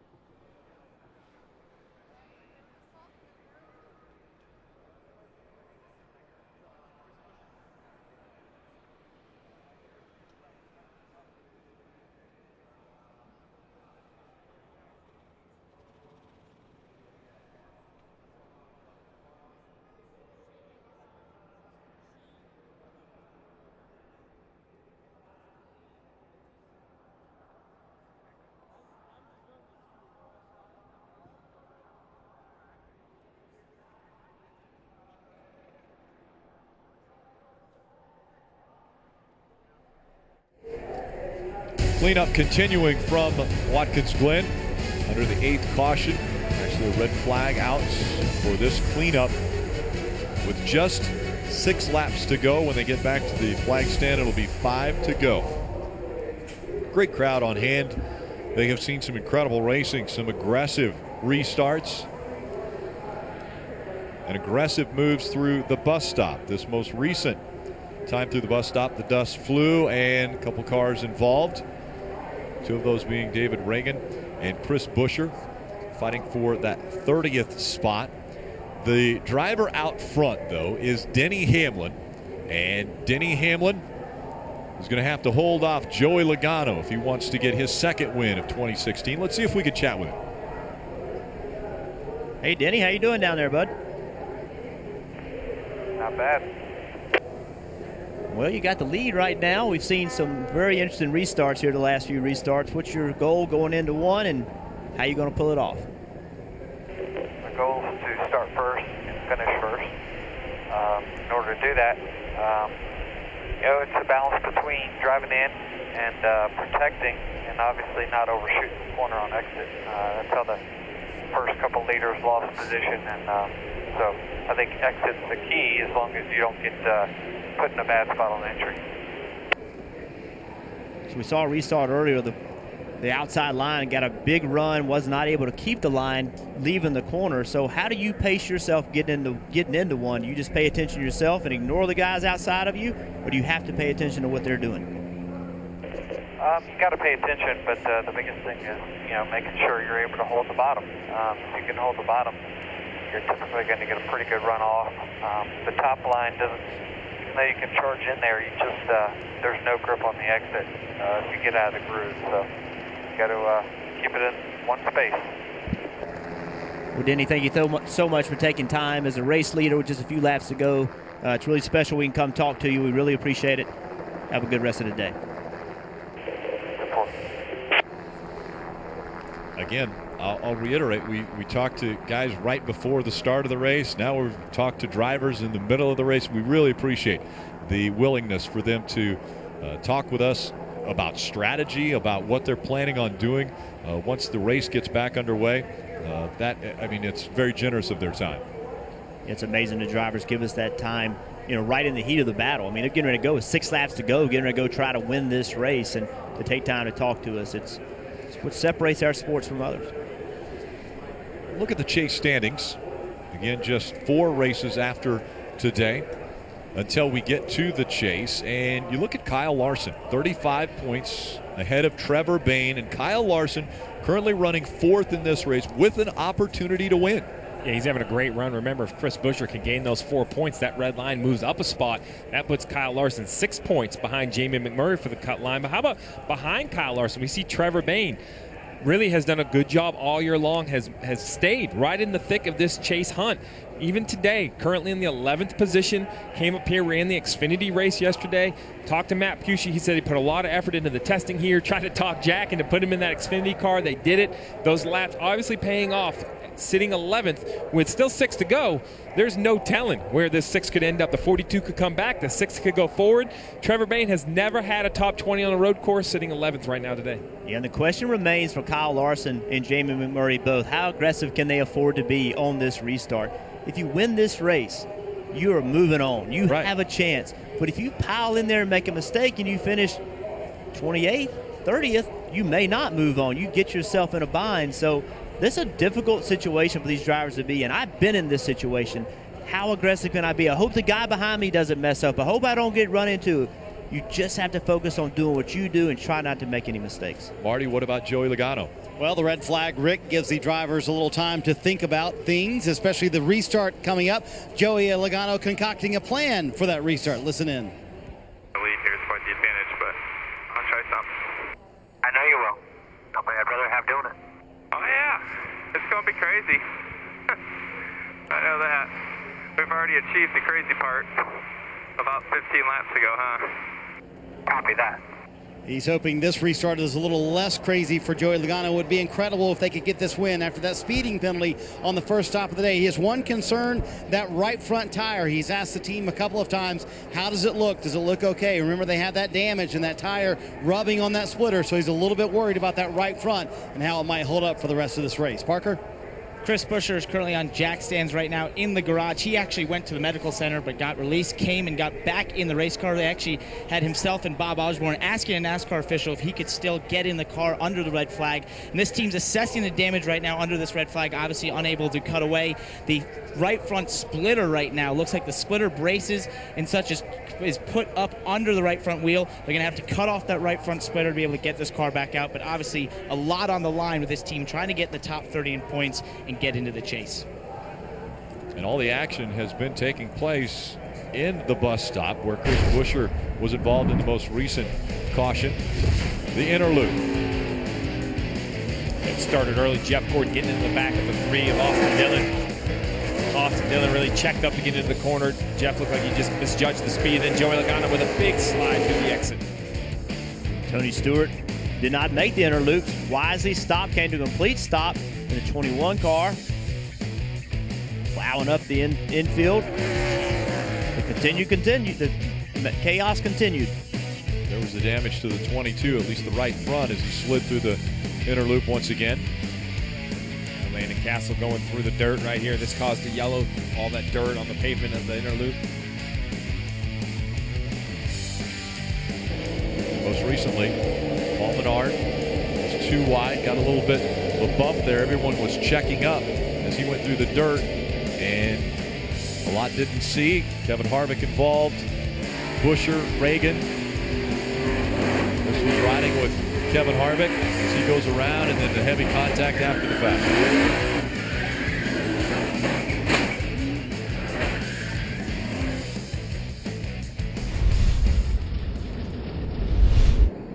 And once again, the cars begin to roll.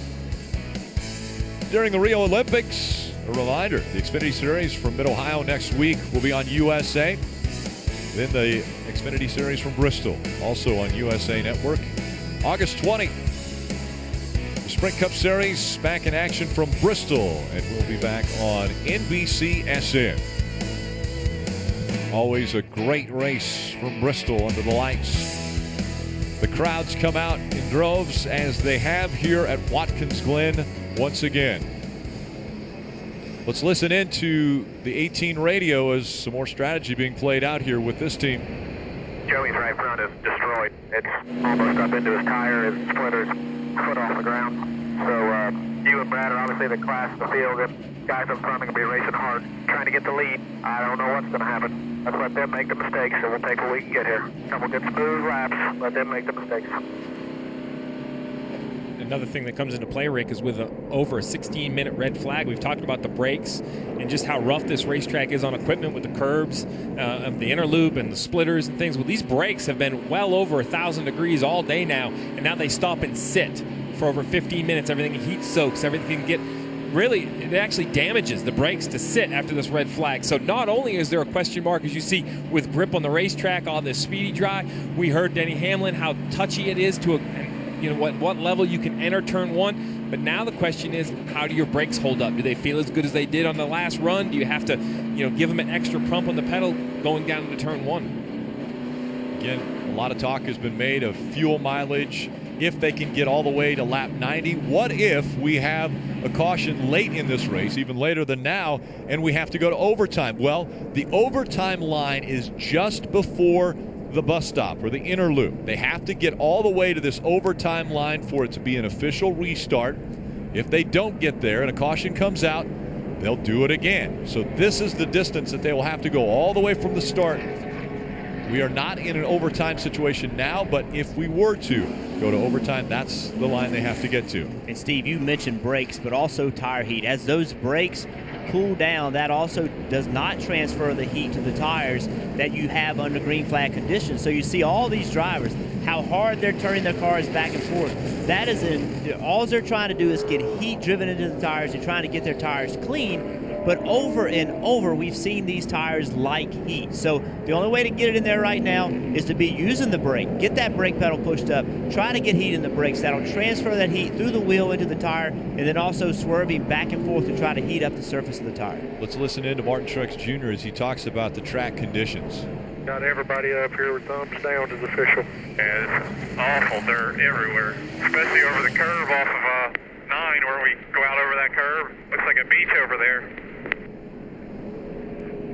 He says 9. I'm guessing that's outside the carousel when they go over that curb. He threw out a different number for us there. I think it's 9. It's got to be out of the carousel. I've never heard it called 9, but right here is where I think he was talking about. As you see a lot of speedy dry there. I think NASCAR was hoping that when they went through there the first time, they would have gone into that speedy dry, but drivers aren't going to do that. There. They don't want that. They don't want that speedy dry on the tires. They want to keep their tires clean, especially as you swerve to get them hot. If you go through there and they're hot, it really picks it up. So it's really difficult to go through, to get a driver to go through there because they avoid it at all costs. Hey, we keep talking about the chase standings, and we keep talking about the 31 and the 1 and the 42 and Allmendinger trying to bend. But one car that's had kind of a quiet day is Chase Elliott, all the way back in 18th position.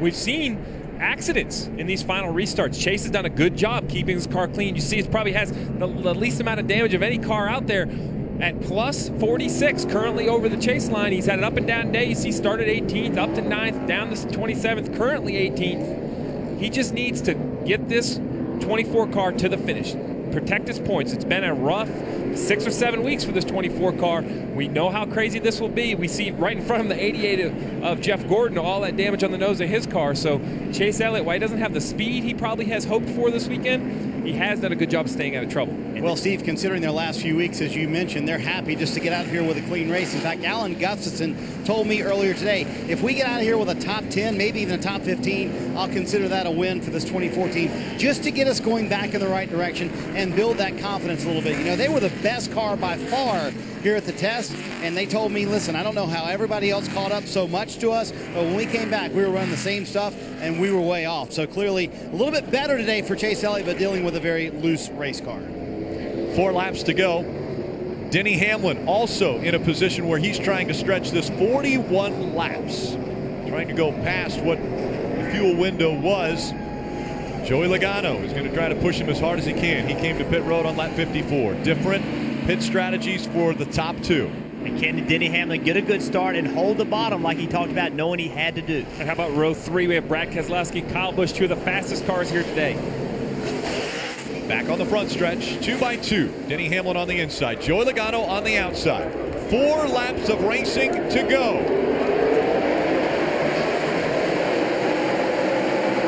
Good launch by Hamlin.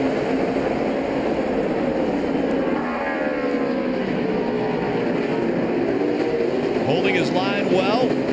Joey Logano outside, trying to get by Martin Truex Jr., but Martin Truex Jr. makes the pass. He'll take second away. And what a move by Brad Keselowski to clear the 22 in the left-hand hash on the outside. Now up into the bus stop. Denny Hamlin with a comfortable lead over Martin Truex Jr. But here comes Brad Keselowski in third. What an aggressive move by Kyle Busch to get around Kyle Larson. Makes it work. Kyle Busch around Kyle Larson. Busch up to fifth. I think that was way up high is the two. Brad Keselowski slides through the carousel. Here comes Joey Logano. Logano back up to third. Keselowski way high through the carousel. This will be tight right here. Side by side. 7. Gonna get tight on corner exit. And they both make it work. And Kyle Busch take advantage of that loss of momentum. 3 laps to go. Denny Hamlin, half a second lead over Martin Truex Jr. Then it's Joey Logano, Brad Keselowski, Kyle Busch. Back in attack, Jamie McMurray under pressure from Allmendinger. Murray's got to be smart here. You know, Allmendinger's going to be aggressive. McMurray needs a good day in points, so he can't afford to block too much. He needs to get a solid finish. I think that's what we saw earlier also with Larson. We saw Kyle Busch get by him. I think Larson just decided, you know what, this is not worth the fight. I need my points. Hamlin, Truex Jr., Logano, Keselowski.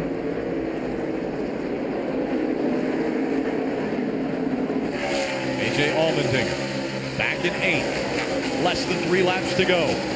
Now Busch up in the speedy drive, going to lose a lot of spots right here. Was 5th, back to 8th. Tony Stewart got by him. Hard on the brakes. It's the 6th of Trevor Bayne. Battle continues for 3rd. Keselowski now to the inside of Joey Logano. He'll try to take the spot away as they go into 1. Less than 2 laps to go.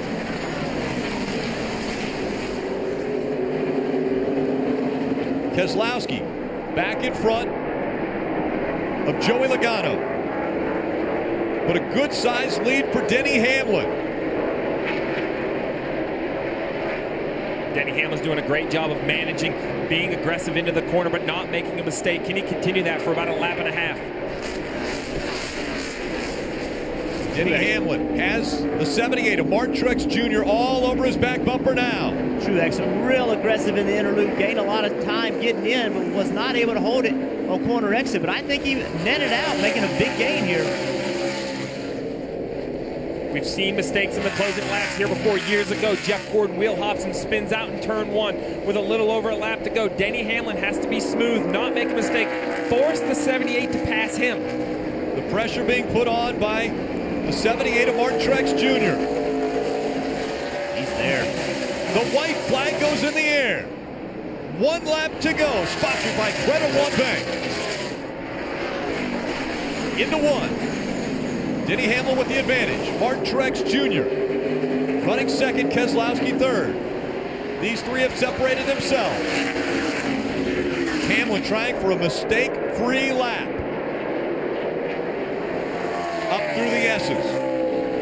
And now to the fastest part of the racetrack. Down the back straight. 180 miles an hour. Braking down to 90.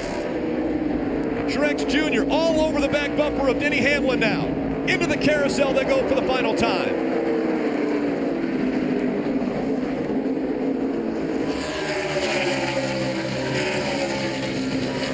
Down the chute they go into 6. Hamlin. A car length in front of Furniture Row's Martin Truex Jr. Coming up on the final turn. Martin Truex Jr. is going to be aggressive. Denny Hamlin out front. Aggressive goes around. That's right, Martin Truex Jr. spins. Denny Hamlin will win at the Glen. Let's go, good, buddy. Way to go, guys. Good job, Denny. Kyle Larson in the 42 spins coming off of turn 7 hard into the wall. Martin Truex Jr. trying to be aggressive through 7. Around he went. Denny Hamlin wins.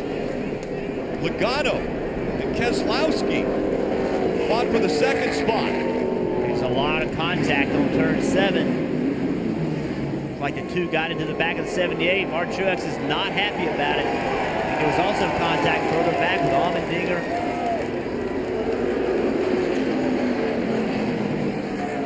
Hamlin grabs his first road course win of his career. And it's still not settled between the 78 and 2. Hand going out the window for Brad.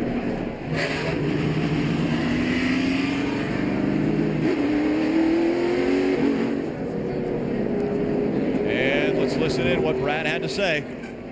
I think he was going to come up in front of me. Sorry, Mark.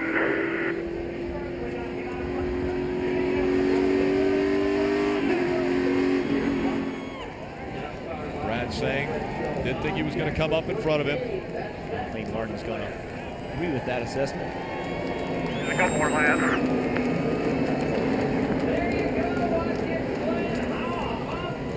Denny Hamlin had never led at Watkins Glen before. As he will now come to the front stretch and begin to celebrate. Let's look back at what happened out of 6 and into 7.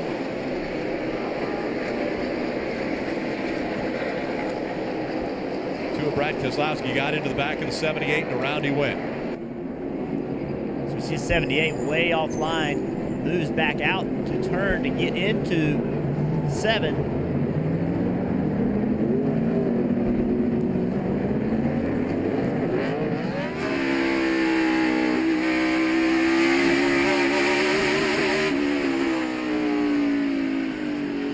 You see Brad Keselowski just gets in the rear bumper of the 78. I will say the 78 was pretty high getting in the corner. Then also we saw further back. Watching high, watching the cross. 47 got in the back of 42. You know, I don't know if possibly Larson was slowing. You heard him say spinning in front of you, spinning in front of you. That could have been just him trying to slow down, but that took him from having a top 6 finish. Yeah, he was top 5 at the time. Yeah, to 29th. Finished 29th, a loss of 24 points. Well, Denny Hamlin celebrating at Watkins Glen. This moment presented by Sunoco, fueling victories all season long. Look at the smoke rolling out from behind the 11 of Denny Hamlin. Hamlin did it. He went from hitting on lap 49 to winning this race. 41 laps. Again, quite a few. And he's just destroyed the left rear tire.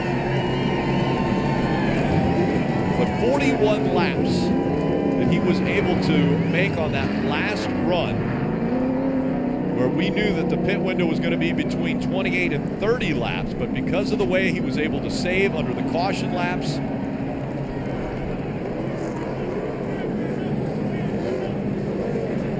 let's see if he's able even to get back to victory lane, because he has lost both rear tires. Yeah, it's all the way down on the track bar. See the track bar dragging the racetrack, the track bar mount. So he's probably have to get some help. They're going to have to put a wrecker on him to get him to victory lane.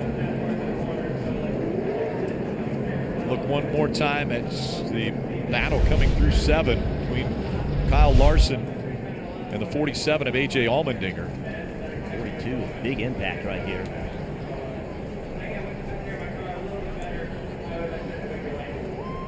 Running 5th at the time. 42 currently scored in 29th. Those are unofficial results, but if that stands, that's 24 points in one corner, Rick. Watching high, watching the cross. Come to the checkered gear, still green. And moments ago, Brad going over to Martin. I don't know what you got. You went right, I went left. By the time you swung left, I was right.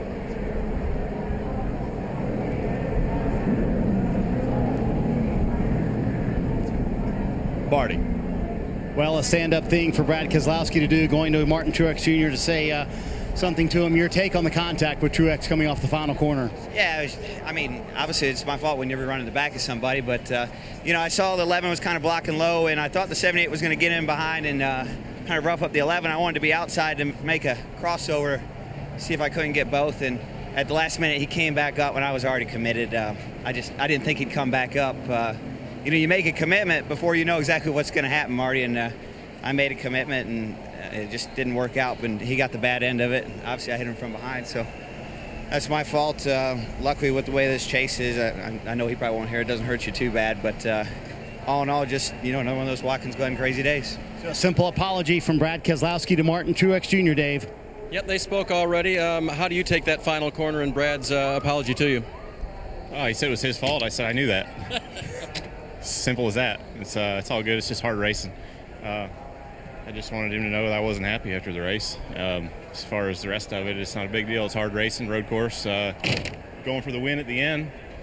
Thought I might have got a run off 11 there on the 11 if I hadn't got spun around. So thought I had him set up maybe a little bit, and we maybe could have drag raced to the line, but just got hit in the left rear, so didn't get to show. But all in all, a good day. We had to fight hard today. Restarts weren't our friend. It took us 3, 4, 5 laps to get going for some reason, and we kept getting outside. It seemed like we were fighting an uphill battle most of the day, but had a good car and worked hard on it, and just kept hanging in there and found ourselves in position for the win. Just needed a few more laps. Strong run for Martin until the very last corner. Unfortunate for the 42, unfortunate for the 78, but it's Denny Hamlin who's celebrating for the second time in 2016 in victory lane.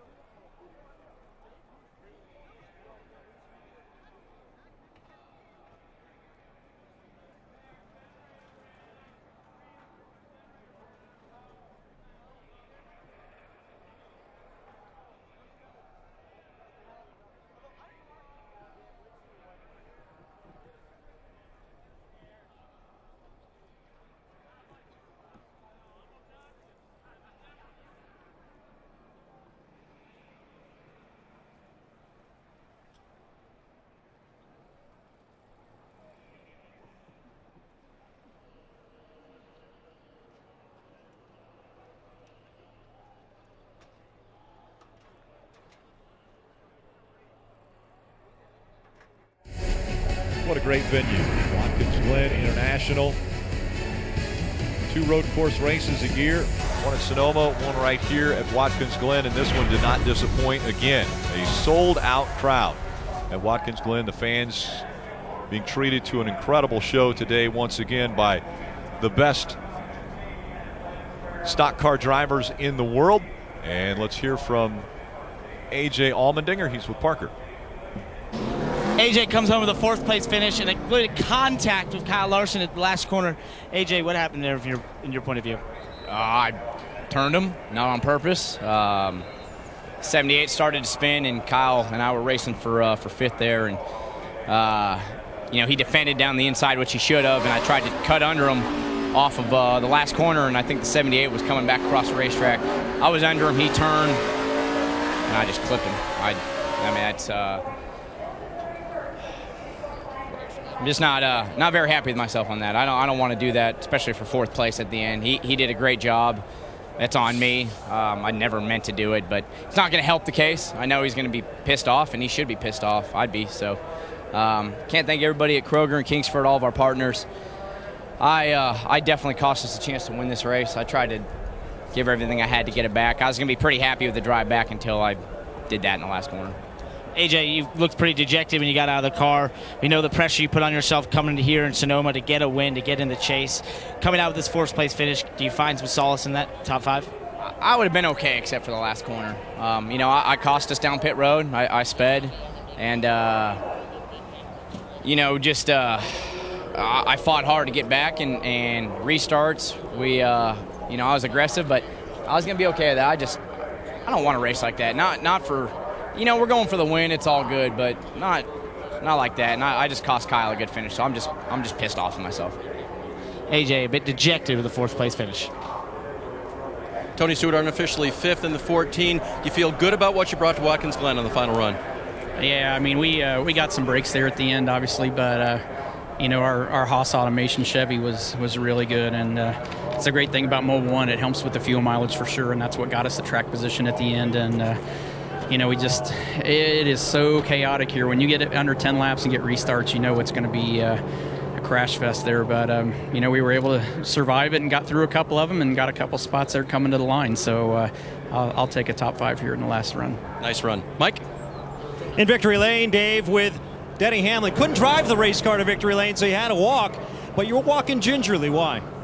I just woke up with back spasms. It's just, it hits me every 3 to 4 months or so. I just wake up and I can't move, and really doubted being in the race car today, to be honest with you. But can't say enough. This whole FedEx Freight Toyota team. This is just should have won both road courses, which is something we never would have predicted going into the year. But I got to thank all my partners, Toyota and FedEx especially, but Sprint and Coke and Jordan Brand and the Greenbrier, Sport Clips and the fans. Sold out crowd 2 years in a row. Just this is a good time. I finally have won at all the racetracks, and so it's a great accomplishment for us. I was going to ask, you fought through the pain, but I remember in Sonoma, one of the most difficult things for you was the fact that you still hadn't won a road course race. Now you have. What does that mean to you? It means a lot. I can't tell you how disappointed I was that we didn't win the first one. And, I just tried the best I could and, overshot the corner. And I didn't want to do it this time. And so I probably underdrove and let those guys get a little closer than what I should have. But hated to see the 78 turned around there. They've been great Toyota teammates of ours. And thanks to all of our teammates who tested here and obviously gave us a good baseline setup and a fast car. Lap 49. That was your final pit stop. How were you able to go the distance on fuel? Cautions. I just felt like, this race has always trended to be a lot of cautions at the end, and I felt confident that we were going to get the caution laps we needed to make it on fuel, and we did.